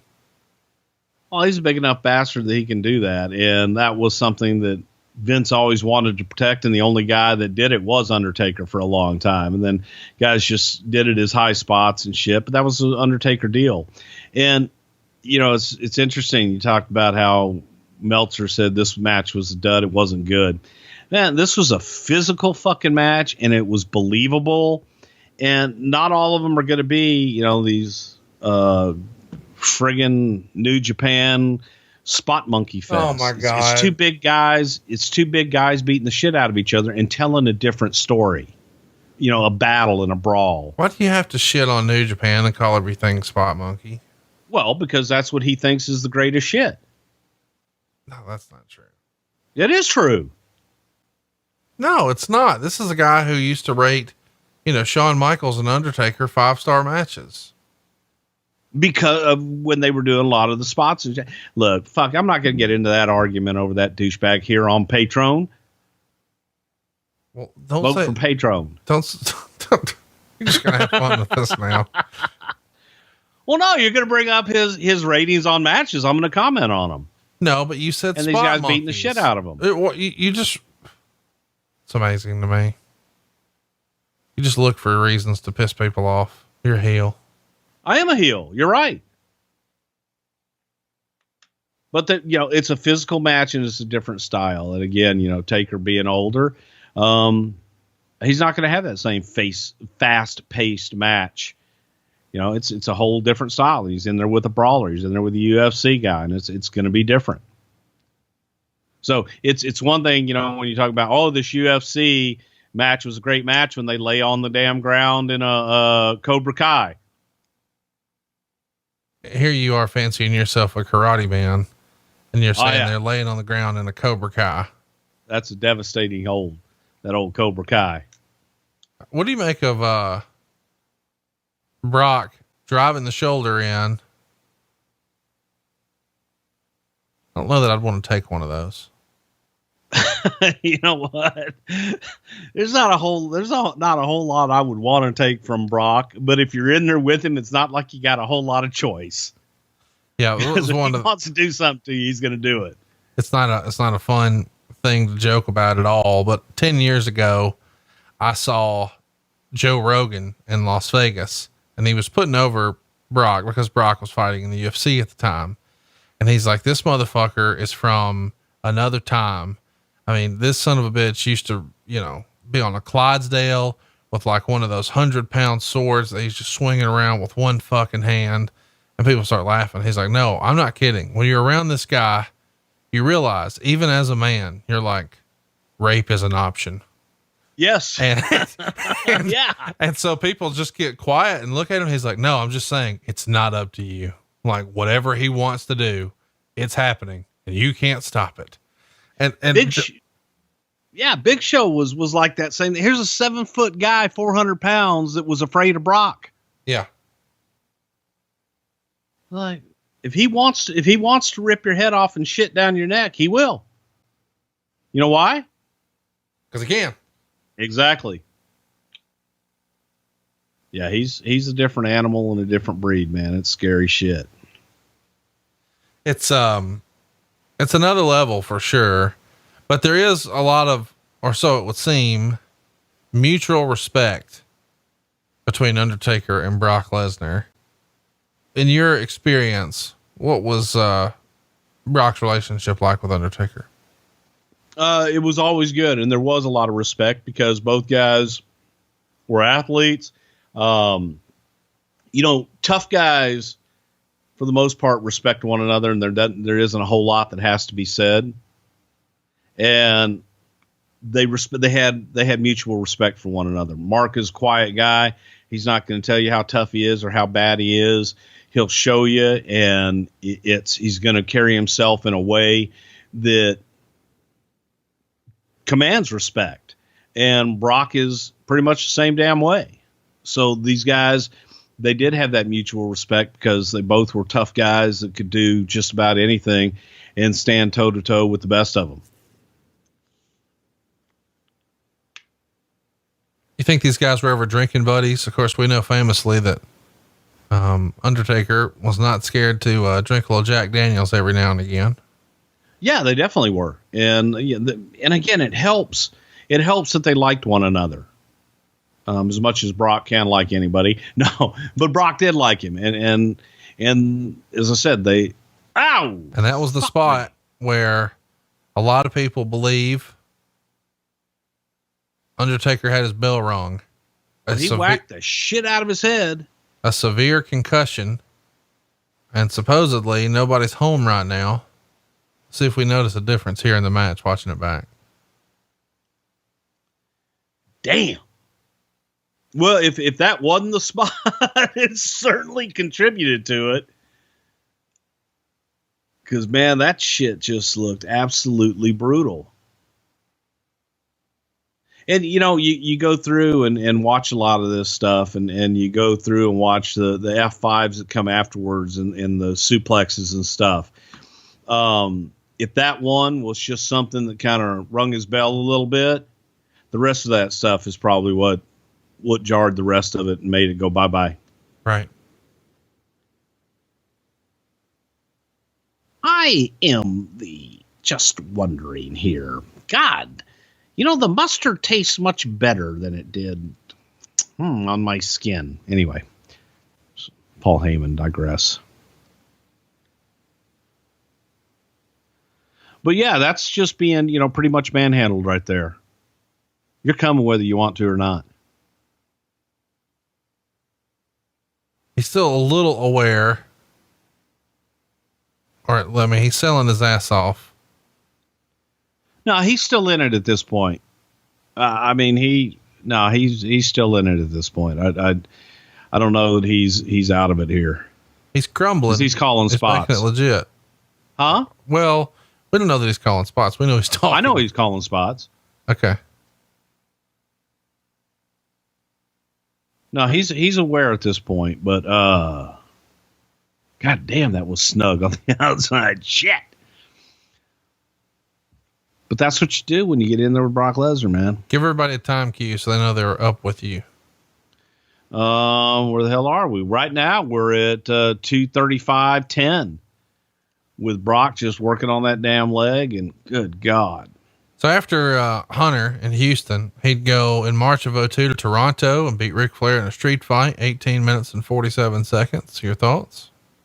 My opinion, two legends beating the fuck out of each other. That was some great shit, and I think that's where Rick got a lot of his confidence back. The next year falls off a cliff. He gets a win over Big Show and A-Train in Seattle in 9 minutes and 45 seconds.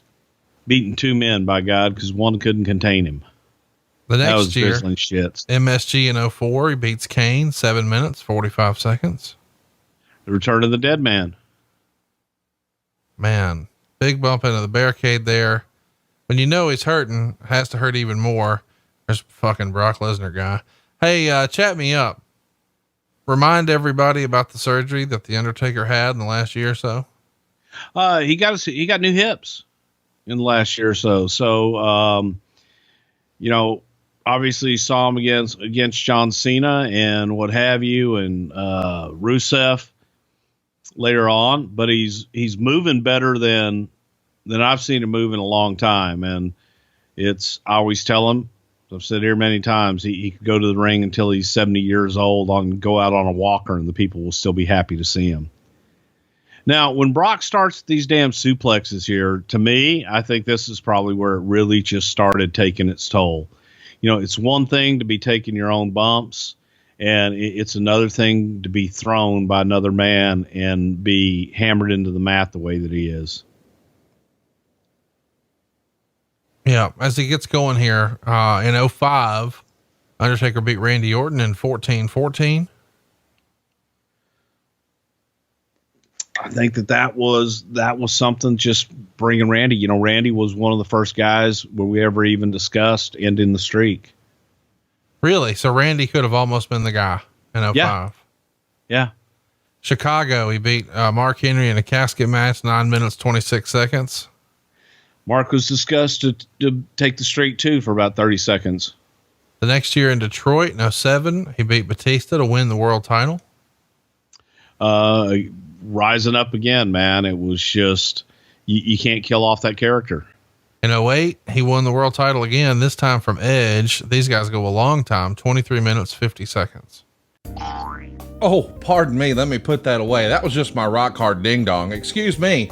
I've been using Blue Chew for a while now, and you should too. Here's what I'm talking about, guys. Listen, we all getting a little older. Remember when you were 17? Just a stiff breeze would make that rascal stand at attention. And now maybe we need some visual aids. Maybe we need some coercion. Well, here's the thing. You're not the only person to notice that. Your partner is too. Let's make her feel like a kid again, or him. Hey, whatever. But here's the deal. The confidence that Blue Chew gives you is out of this world. You're going to feel like you're a television performer. Let me just say that. And we all know that confidence can take you far in life. Why not try Blue Chew? I'm telling you, it works on your ding dong meat. It's a unique online service. Ding dong time. It has the same ingredients as Viagra and Cialis, but in chewable form and at a fraction of the cost. So you can take them anytime, day or night. You can plan ahead or be ready whenever an opportunity arises. And the process is simple. You'll sign up at bluechew.com, consult with one of their licensed medical providers, and once you're approved, you'll receive your prescription within days. But here's the best part. It's all done online. That means no visits to the doctor's office, no awkward conversation, no waiting in line at the pharmacy.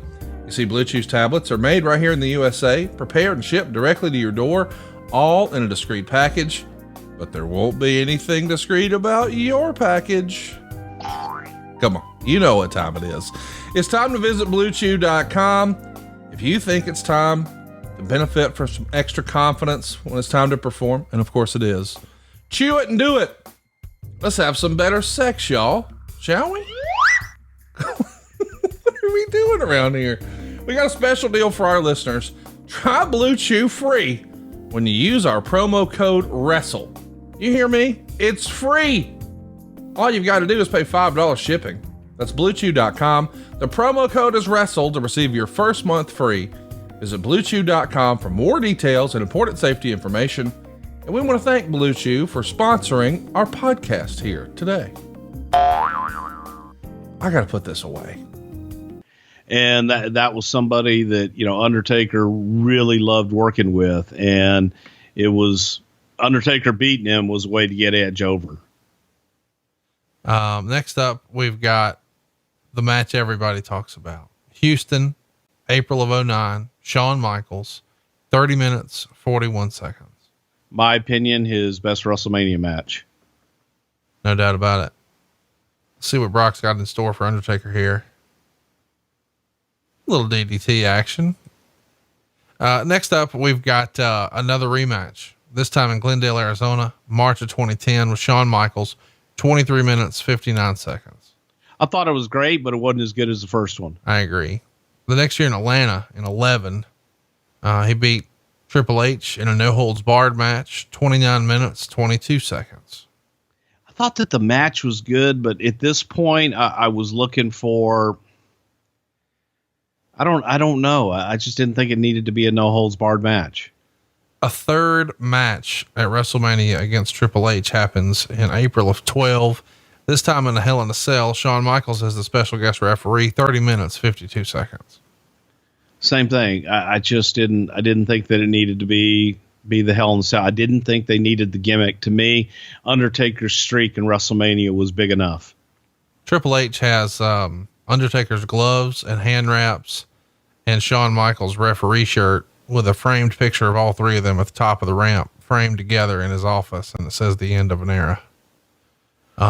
April of 13 in New Jersey, Undertaker, CM Punk, 22 minutes, 7 seconds.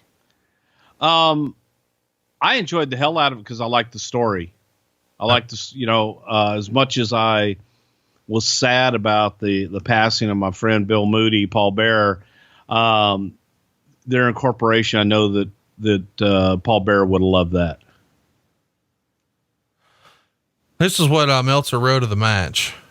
Lesnar pinned Undertaker in 25 minutes and 10 seconds to end the streak. Lesnar looked gigantic, and I don't know what he weighed, but he looked 310. Undertaker looked orange with the fake tan, and this was a slow-moving match that had very little heat. They did a spot where Lesnar got out of the choke slam and Undertaker out of the F5. Lesnar single-legged Undertaker on the floor, and Undertaker fell over in what may have been the injury spot. The announcers called Paul Heyman the greatest manager of all time. They aren't wrong in considering him in that category, particularly when you factor in the last 2 years, but he's made it clear he's not a manager. He's an advocate. Undertaker did snake eyes and a high kick followed by a leg drop for a near fall, et cetera, et cetera, et cetera. Lesnar did 2 sloppy German suplexes, but Undertaker came back with a last ride out of the corner. Undertaker hits the tombstone pile driver and people react to that, but Lesnar kicks out. He goes for a second tombstone. Lesnar reverses, and from the tombstone position, powered Undertaker to his shoulders and hit a third F5 for the 3 count. Quote, everyone was shocked. Eventually, when people realized what happened, there was an Undertaker chant, but it was not as loud as you would have expected. Undertaker milked the crowd for a reaction, which was there, but nothing close to what you would have expected. The announcers then pushed the idea that he was going out for the final time, like a sense of finality. 1.5 stars. Your response? Yeah, I disagree. It was a story of 2 gladiators and they're beating the shit out of each other and trying to win, and nothing was working, and they beat the hell out of each other, and it was a battle. So yeah, I strongly disagree with it. It's ice cream. Some people like chocolate, some people like vanilla. Right. Some people like strawberry. But now I think, even, in the match, I just think that the bumps and everything else, Taker hadn't been on the road steady at this time and hadn't been working night in and night out and wasn't, in the best ring shape here. But, he's got Lesnar. What the hell is this damn thing called? Is this the Cobra Kai? Listen to you. What? It's a fucking triangle choke. Okay. Well, actually, that was like a dragon sleeper, wasn't it? It's a Google plotter. A Google plotter? Yeah, we'll go a Google plotter. Hell, I don't even think they had Google back then. It's GOGOPLATA. Google plotter is the technical Brazilian jiu-jitsu term for it. But yeah, there's probably some sort of, it's a fucking double underhook dragon screw sleeper reverse Schnavitz, or what do you call it? Fernum Schnavitz. Fernum Schnavitz. My bad. That's your paces. That's Pedicay. Chay. Pace. I'd do a whole goddamn just show with that. You do every week. Well, just saying. But I think, even here right now in the shoot world, it's the guys have beaten the shit out of each other. The shoot world. In a shoot world, yes. They have beaten the living shit out of each other. It's just fun. In the shoot world. Well, is not in the unshoot world. Right. See, in the unshoot world, he's dead. Well, yeah. And see, now he's got him in the Google suplex again. The Google suplex. The Googleplex. Isn't that what you call it? Is it a Googleplex? Undertaker has a name for it. It's like something gate. Hell's Gate. There you go. Yeah. Oh, well, then that's the official name. If Undertaker named it Hell's Gate, then by God, it's Hell's Gate. It's not the Google plotter? No, it ain't no Google. Now, okay, watch this bump here. Bam. I would say that one probably even took more out of him than the one on the outside of the ring. Yeah, he looks sleep. That shit hurts. And Heyman knows it. Yeah, it's kind of like, oh my God. Can I see a replay here, sir? And bam, because there's just nowhere to go. It's all on his back and his head, and that friggin' hurts. Did JR get a call this match, or is this Michael Cole? Hang on, I'm going to listen. I'm going to turn up my volume. Folks, don't do this at home. Nobody's saying anything. Michael Cole. All right. Why did you think it was Jim Ross? Well, because Jim Ross, he likes to call them big matches. Now, he had just gotten fired for drinking with Flair. Oh, no shit? Yeah. Oh, okay. I didn't know that. Okay, now, folks, let me explain to you this here key lock gimmick that Brock Lesnar has on Undertaker right now. You mean a Kimura? Well, it's a key lock Kimura gimmick, but it fucking hurts. Oh, really? Yes, it really. I ain't kidding you there. And when Brock puts it on you, it fucking hurts. And Undertaker putting it on Brock probably hurts too. Not nearly as much as the way that Brock had it hooked, though. I don't know why, but you explaining. Now, folks, this hold hurts. Well, I'm trying to provide color commentary here and explain to you that the pain, therefore, is in the arm where Undertaker has it locked, therefore causing pain to shoot up into his arm piece that goes in to the nerve receptacles to his brain that say, ouch. So I was never good color guy. The first time I ever did color commentary, I replaced Michael Hayes and the Freebirds were in the ring. And I remember saying to Jim Ross, well, Jim, we're cooking with gasoline now. And that was the last time I did color commentary for a long time. Yeah, I sucked. But here, man, I think Taker's probably out of it a little bit and just going on instinct and just kind of feeling it. He knows that he's in a fight, and by God, he's actually in a fight with that fucking monster there. And just going on instinct. But he's still got, shit. He's still got his wits about him to just get his leg up and do shit. I bet he wish he had some water right now, and if he was Rock and he could just roll out of the ring and put the commentary headset on and grab a bottle of water right now. But he's got the presence of mind to go up and do a little old school here. Little wobbly. Dude, that's what we call cock strong right there. That's 320 pounds falling on you. And then to be able to pick it up and F5 it. That's a strong motherfucker. I would like to go back to the hotel now. Watch this. Off the top rope. Bam. If I was in Brock's position, I would have hit long before Undertaker did. My knees just would have buckled. Fuck this shit. But, a lot of scuttlebutt, a lot of stuff going back and forth. Who knew what, when, everything else. Again, I don't know, folks, so this ain't the gospel. This isn't one of those Bruce knows and everything else. I've been told by a couple of different people. The only people that knew were Vince, Brock, Taker, and Heyman. That was it. A friend of ours who's an agent didn't know and found out when everybody else did and was not happy about it. None of the agents knew. Yeah. Yeah. And I would imagine, and I don't even know that I would imagine Kevin Dunn probably knew too. This match and, the Triple H. That shit right there hurt. Yeah. This match and the Triple H match, both went long. So as a result, one of the ladies' matches was cut. Well, it happens. It definitely happens, but man, it just was, I think that those Germans there probably did, as much damage, if not more than a lot of that other stuff earlier on in the night, because that shit's just brutal.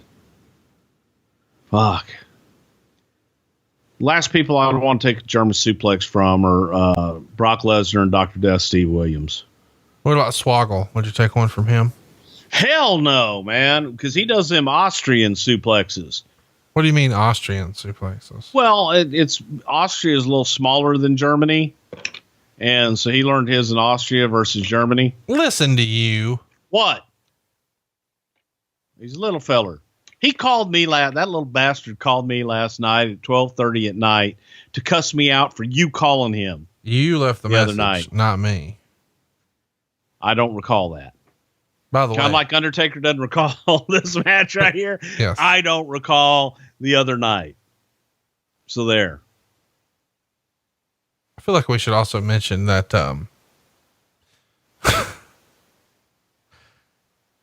I have the voicemail he left me posted on Patron. Have you heard that?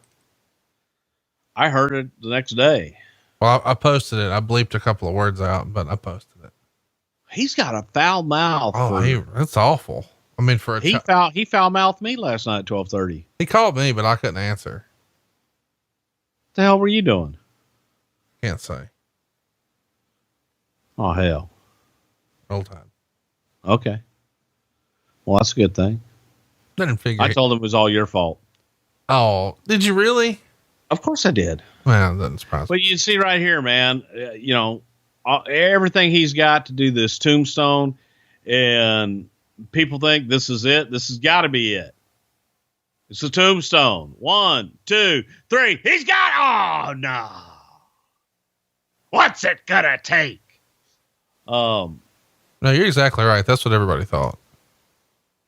Even Heyman thought that was finished. That's what they told him. It must be something else.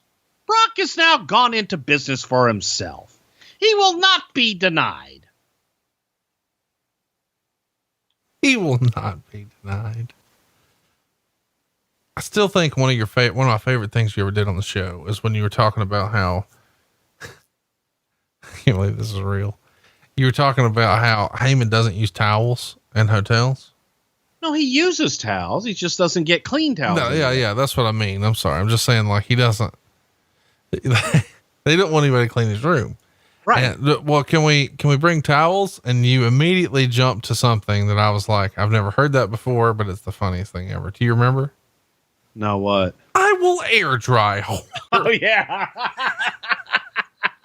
I will air dry whore. I don't know why, but I will air dry whore. Oh my God. Tickled me. Did we just miss the finish? No, we didn't. We missed the finish on air dry whore. Folks, we're talking about Paul Heyman air drying, and Brock Lesnar just beat The Undertaker 1, 2, 3. Look at the shock. We were shocked. We were talking about Paul Heyman air drying whore.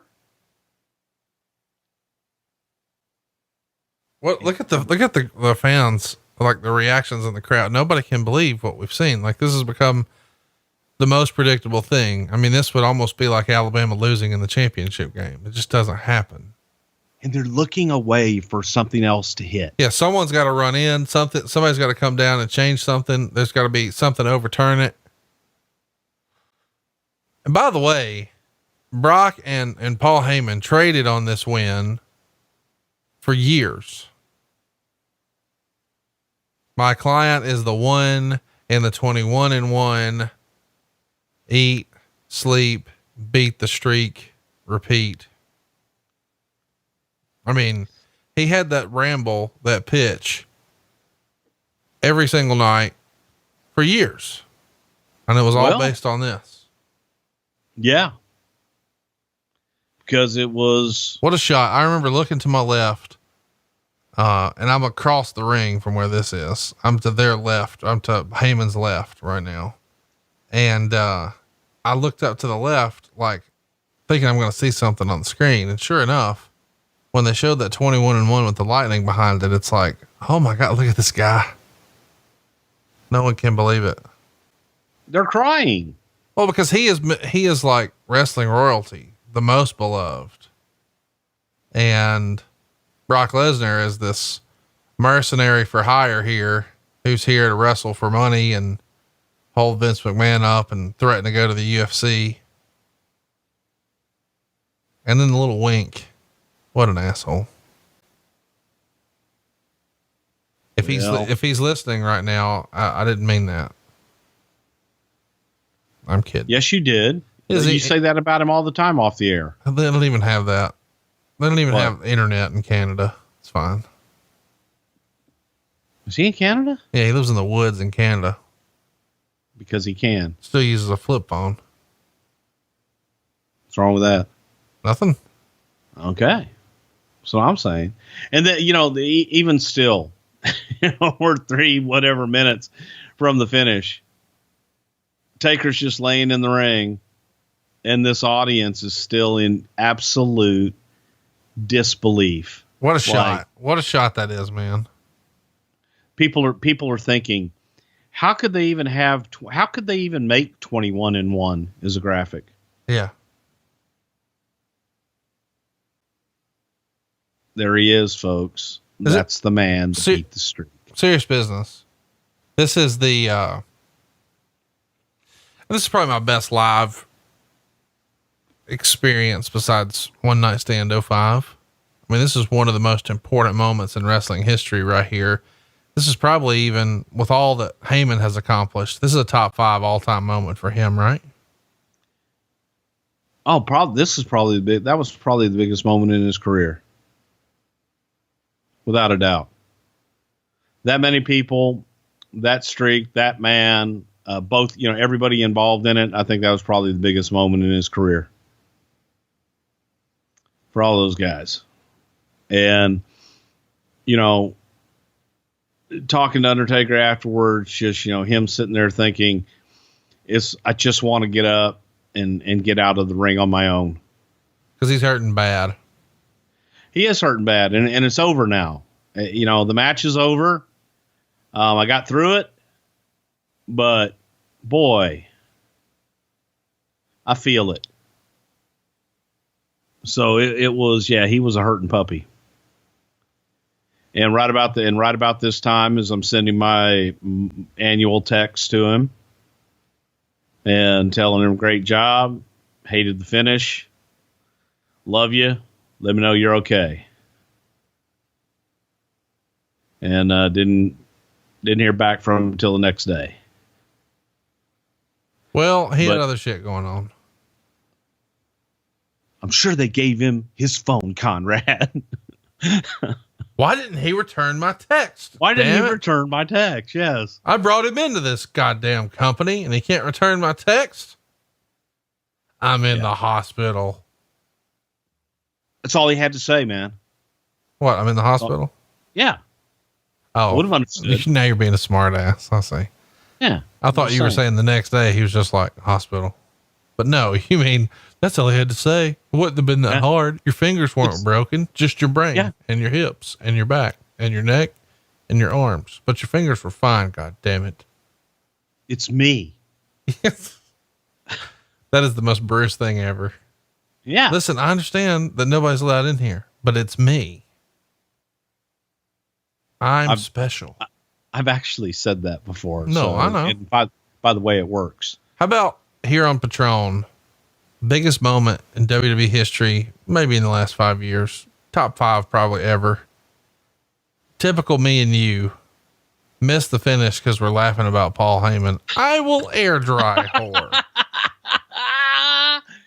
And that's definitely in the top 5 of the Patron bonus shows. Yeah, top 5. Yeah, definitely top 5.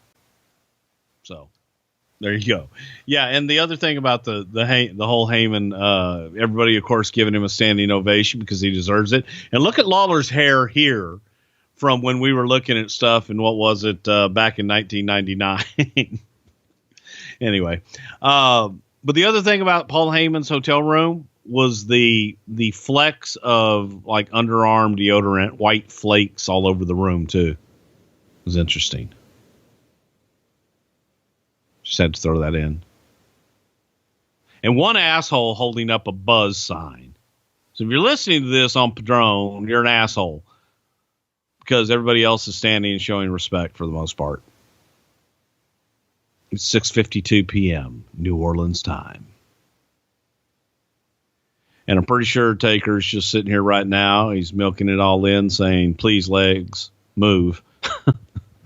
Please foot, just go right in front of the other ones, man. Man, oh man, do I love talking about Henson Shaving. I can't stop bragging about my new razor. I gotta admit, I fell victim to all the gimmicks. You've probably done it too. It's got an aloe vera strip. It's got 19 blades. It's double-sided. Blah, blah, blah. And then I go check it out. And they put it behind lock and key, first of all. Then when you finally get somebody to open it up so you can get it, you go to the register. It's like 20 some odd bucks. Dude, I knew I loved my Henson razor, but I did not know how affordable it was until I went to order one for my dad. I can't believe it. When you hold this razor in your hand, you'll realize this ain't that plastic piece of crap down at the drugstore. This is gonna last you forever. And not only that, I mean, this is what I can't get away from. Not only is it better than the razor you've been using, mine is. It's the best razor I've ever used. It's also cheaper. And I know what you're saying. Okay, well, what's the subscription model here? There's not one. There's no subscription. It's a razor that'll last you a lifetime, and you can get a year's worth of blades for like $3 to $5. I can't believe this is real. I'm so excited to tell you about Henson Shaving. I've got one of these at the office. I've got one at home. I've got one in my travel kit. I even got my barber using it. Everybody I've put on Henson Shaving absolutely loves it. And man, what a cool story. It's a family-owned aerospace parts manufacturer, Henson Shaving is. And they've made parts for the International Space Station, son, and the Mars rover. And now they're bringing all that fancy tech to your doggone face. How about that? Razor blades are like diving boards, and I'm just learning this, but the longer the board, the more the wobble. Well, that makes sense. Well, the more the wobble, the more nicks and cuts and scrapes. You see, a bad shave isn't a blade problem, it's an extension problem. And by using aerospace-grade CNC machines, Henson makes metal razors that extend just 0.0013 inches, which is less than the thickness of a human hair.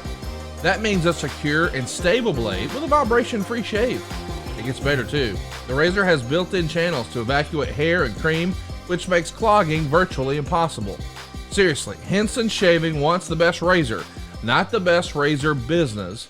That means no plastic, no subscriptions, no proprietary blades, and no planned obsolescence. You see, the Henson razor works with standard dual-edged blades. Gives you that old-school shave with all the benefits of new-school tech. And once you own a Henson razor, can't believe this is real, it's only $3 to $5 per year to replace the blades. I mean, seriously, this is a game changer. I love it. It's my favorite razor of all time. It feels manly as hell. It feels old school, but it's the best shave of your life. It's time to say no to subscriptions and yes to a razor that will last you a lifetime. Visit hensonshaving.com/wrestle to pick up the razor for you and use the code WRESTLE, and you'll get 2 years worth of blades free. Just make sure to add them to your cart. That's over 100 free blades when you head to hensonshaving.com/wrestle and use our promo code WRESTLE. hensonshaving.com/wrestle, promo code WRESTLE. Add those blades to your cart. You're going to love it. And that, folks, is just sheer adrenaline and just willpower right there for him to be standing and not collapsing there. So he got him some cotton mouth working, and every single fiber in his body is in pain.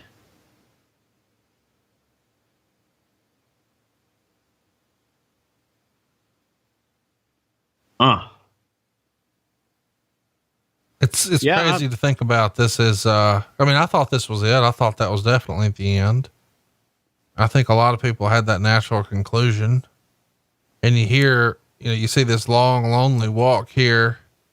And after he took his sweet time getting out of the ring, now he's got a concussion, but you didn't maybe know that at the time. You assume, oh, well, this is it. But hell, we assumed that in Orlando when he left the hat and the jacket in the ring, and it didn't happen there either. But then you read online that he was rushed to the hospital and that Vince McMahon left WrestleMania and wasn't there for the main event of WrestleMania because he was checking on the Undertaker. I think at that point, everybody thought, man, we've just squeezed all we can out of him. He used to tell a story about riding with Vince McMahon where he would just pick you to death about asking questions and what about this and what about that, and just constantly working on business. And when you were exhausted and passing out and can barely function, and he drops you off at your house. Before you get out, he says, Did I get it all? I mean, this at this point feels like he got it all with the Undertaker, does it not? Yeah, he did. And he still got some more after this.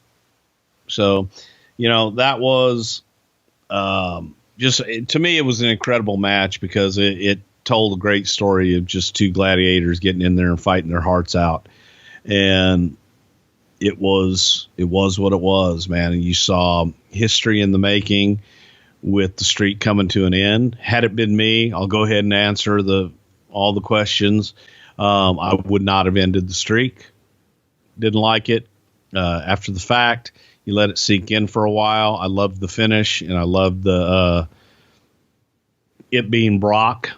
But if it was up to me, wouldn't have done it. The questions that we're talking about, of course, are the questions here on Patron. David wants to know, does Bruce think the Taker was okay with losing like this? Yes, he was. Roberto says, I heard there were talks about Undertaker wanting Kurt Angle to break the streak in 05-06. Is that true or just rumor and innuendo? That's rumor and innuendo. 05-06, like I said, we talked about Randy Orton at one time, but then it was, we kind of were on a roll of keeping that streak alive. Elliot writes, Paul Heyman once gave a speech, and when he kind of hinted that Brock Lesnar caused the streak to end by F5ing the Undertaker so hard that he wouldn't kick out for real, being that he was hospitalized and no music played, and even the announcers were waiting for clearance to continue with the streak ending. Could this be true or just Paul putting on more than what it was? I would edge on the side of Paul putting on more than it was. Okay. 100% that, but good for Paul. Hey, look, man, Paul Heyman has turned this into a business. Fucking A. Why not? Yeah. I mean, we did. Fuck. Yes. I mean, that's the first thing they wanted to talk about. A wrestling historian writes, who was strongly considered to end the streak over the years before it actually happened? You freestyled that it was Randy Orton, and then for a hiccup, Mark Henry. Who else? Seriously, there weren't, there wasn't anybody seriously considered after that. Randy, because Randy was young and we were looking for that to be the point to really kick off Randy's career and give him that to be able to brag about at a young age. We felt he had it. We felt that it would really, really help him and catapult him to mega stardom. Cena's name was mentioned from time to time, but really after Mark Henry, man, we stopped talking about people taking the streak. We always made it a part of the story, but I don't think we ever really seriously considered anybody else ever doing it. Bruce wants to know, or Tim wants to know, Bruce, who should have ended the streak? I think they got the right guy. And other than that, if it wasn't Brock, I would have given it to Randy Orton. Jason wants to know, has Bruce seen the Paul Heyman promo talking about the ending of the streak? He puts all kinds of shades of gray on it. Yeah, I have. I've seen something where Paul has talked about it, and Paul and I have spoken about it one-on-one, and it's and I've spoken to Undertaker about it, but it's, you only know what you know. I wasn't there, so I gotta take everybody else's word. Travis wants to know, do you think Taker had planned this to be his final match? Taker was planning for it to be his final match all the way back in 06 and 07. Nick wants to know, hypothetically, if Jim Cornette was in creative and wrote the ending of the streak, who would have been chosen, and what might the pitch to Vince sound like? Goddamn. If we bring Bullet Bob back out of retirement, Bullet Bob will unmask him and then he'll end the streak. Hey guys, need to call a quick timeout here. Wanted to tell your listeners what I've been telling my listeners over at OU Didn't Know for a while now about all the cool things happening over at adsfreeshows.com. An all-new mailbag series debuts later this month on Ad Free Shows as we pick the brain of a man who has spent 40-plus years in the wrestling business. Longtime WCW and WWE referee Nick Patrick answers your questions. And Kurt Angle, where you get here on it? Or me? No, it ended up being my own blood. Austin had the title. It had those jagged edges on it, right? And they had a deal where Angle pulled me in, and I took the belt shot. A little bonus content comes your way, courtesy of the Kurt Angle Show. A dream match became a reality back in 2016 as Kurt Angle squared off against Cody Rhodes on the Independents. For the first time, Kurt watches back his match against the American Nightmare. This kid's really talented. He's selling the ankle here on the leapfrog, went down on it awkwardly. He's outside the ring talking to the referee. This is, like you said, all part of the match plan. Hey, start to show that weakness in the ankle. Yeah. This was his idea to make it look like he hurt his ankle so that when he did lose, he had something to gripe about. Ad-free show members have chatted one-on-one with AEW stars like Eddie Kingston, Dax Harwood, Ricky Starks, and many more, including a recent live interactive session with Renee Paquette. He still continues to do that. He's on commentary in AEW. I think it was cool for him to kind of put on that analyst hat and get to kind of test out those waters a little bit. But end of the day, it was a thing that I think made him feel like, you know what? Wrestling can be okay again. I can have fun in the wrestling space again. And now we have CM Punk wrestling. So you're welcome. That's just a small taste of what we got waiting for you. With 4 levels to choose from, see for yourself why ads-free shows is the best value in wrestling today. Sign up now at adsfreeshows.com.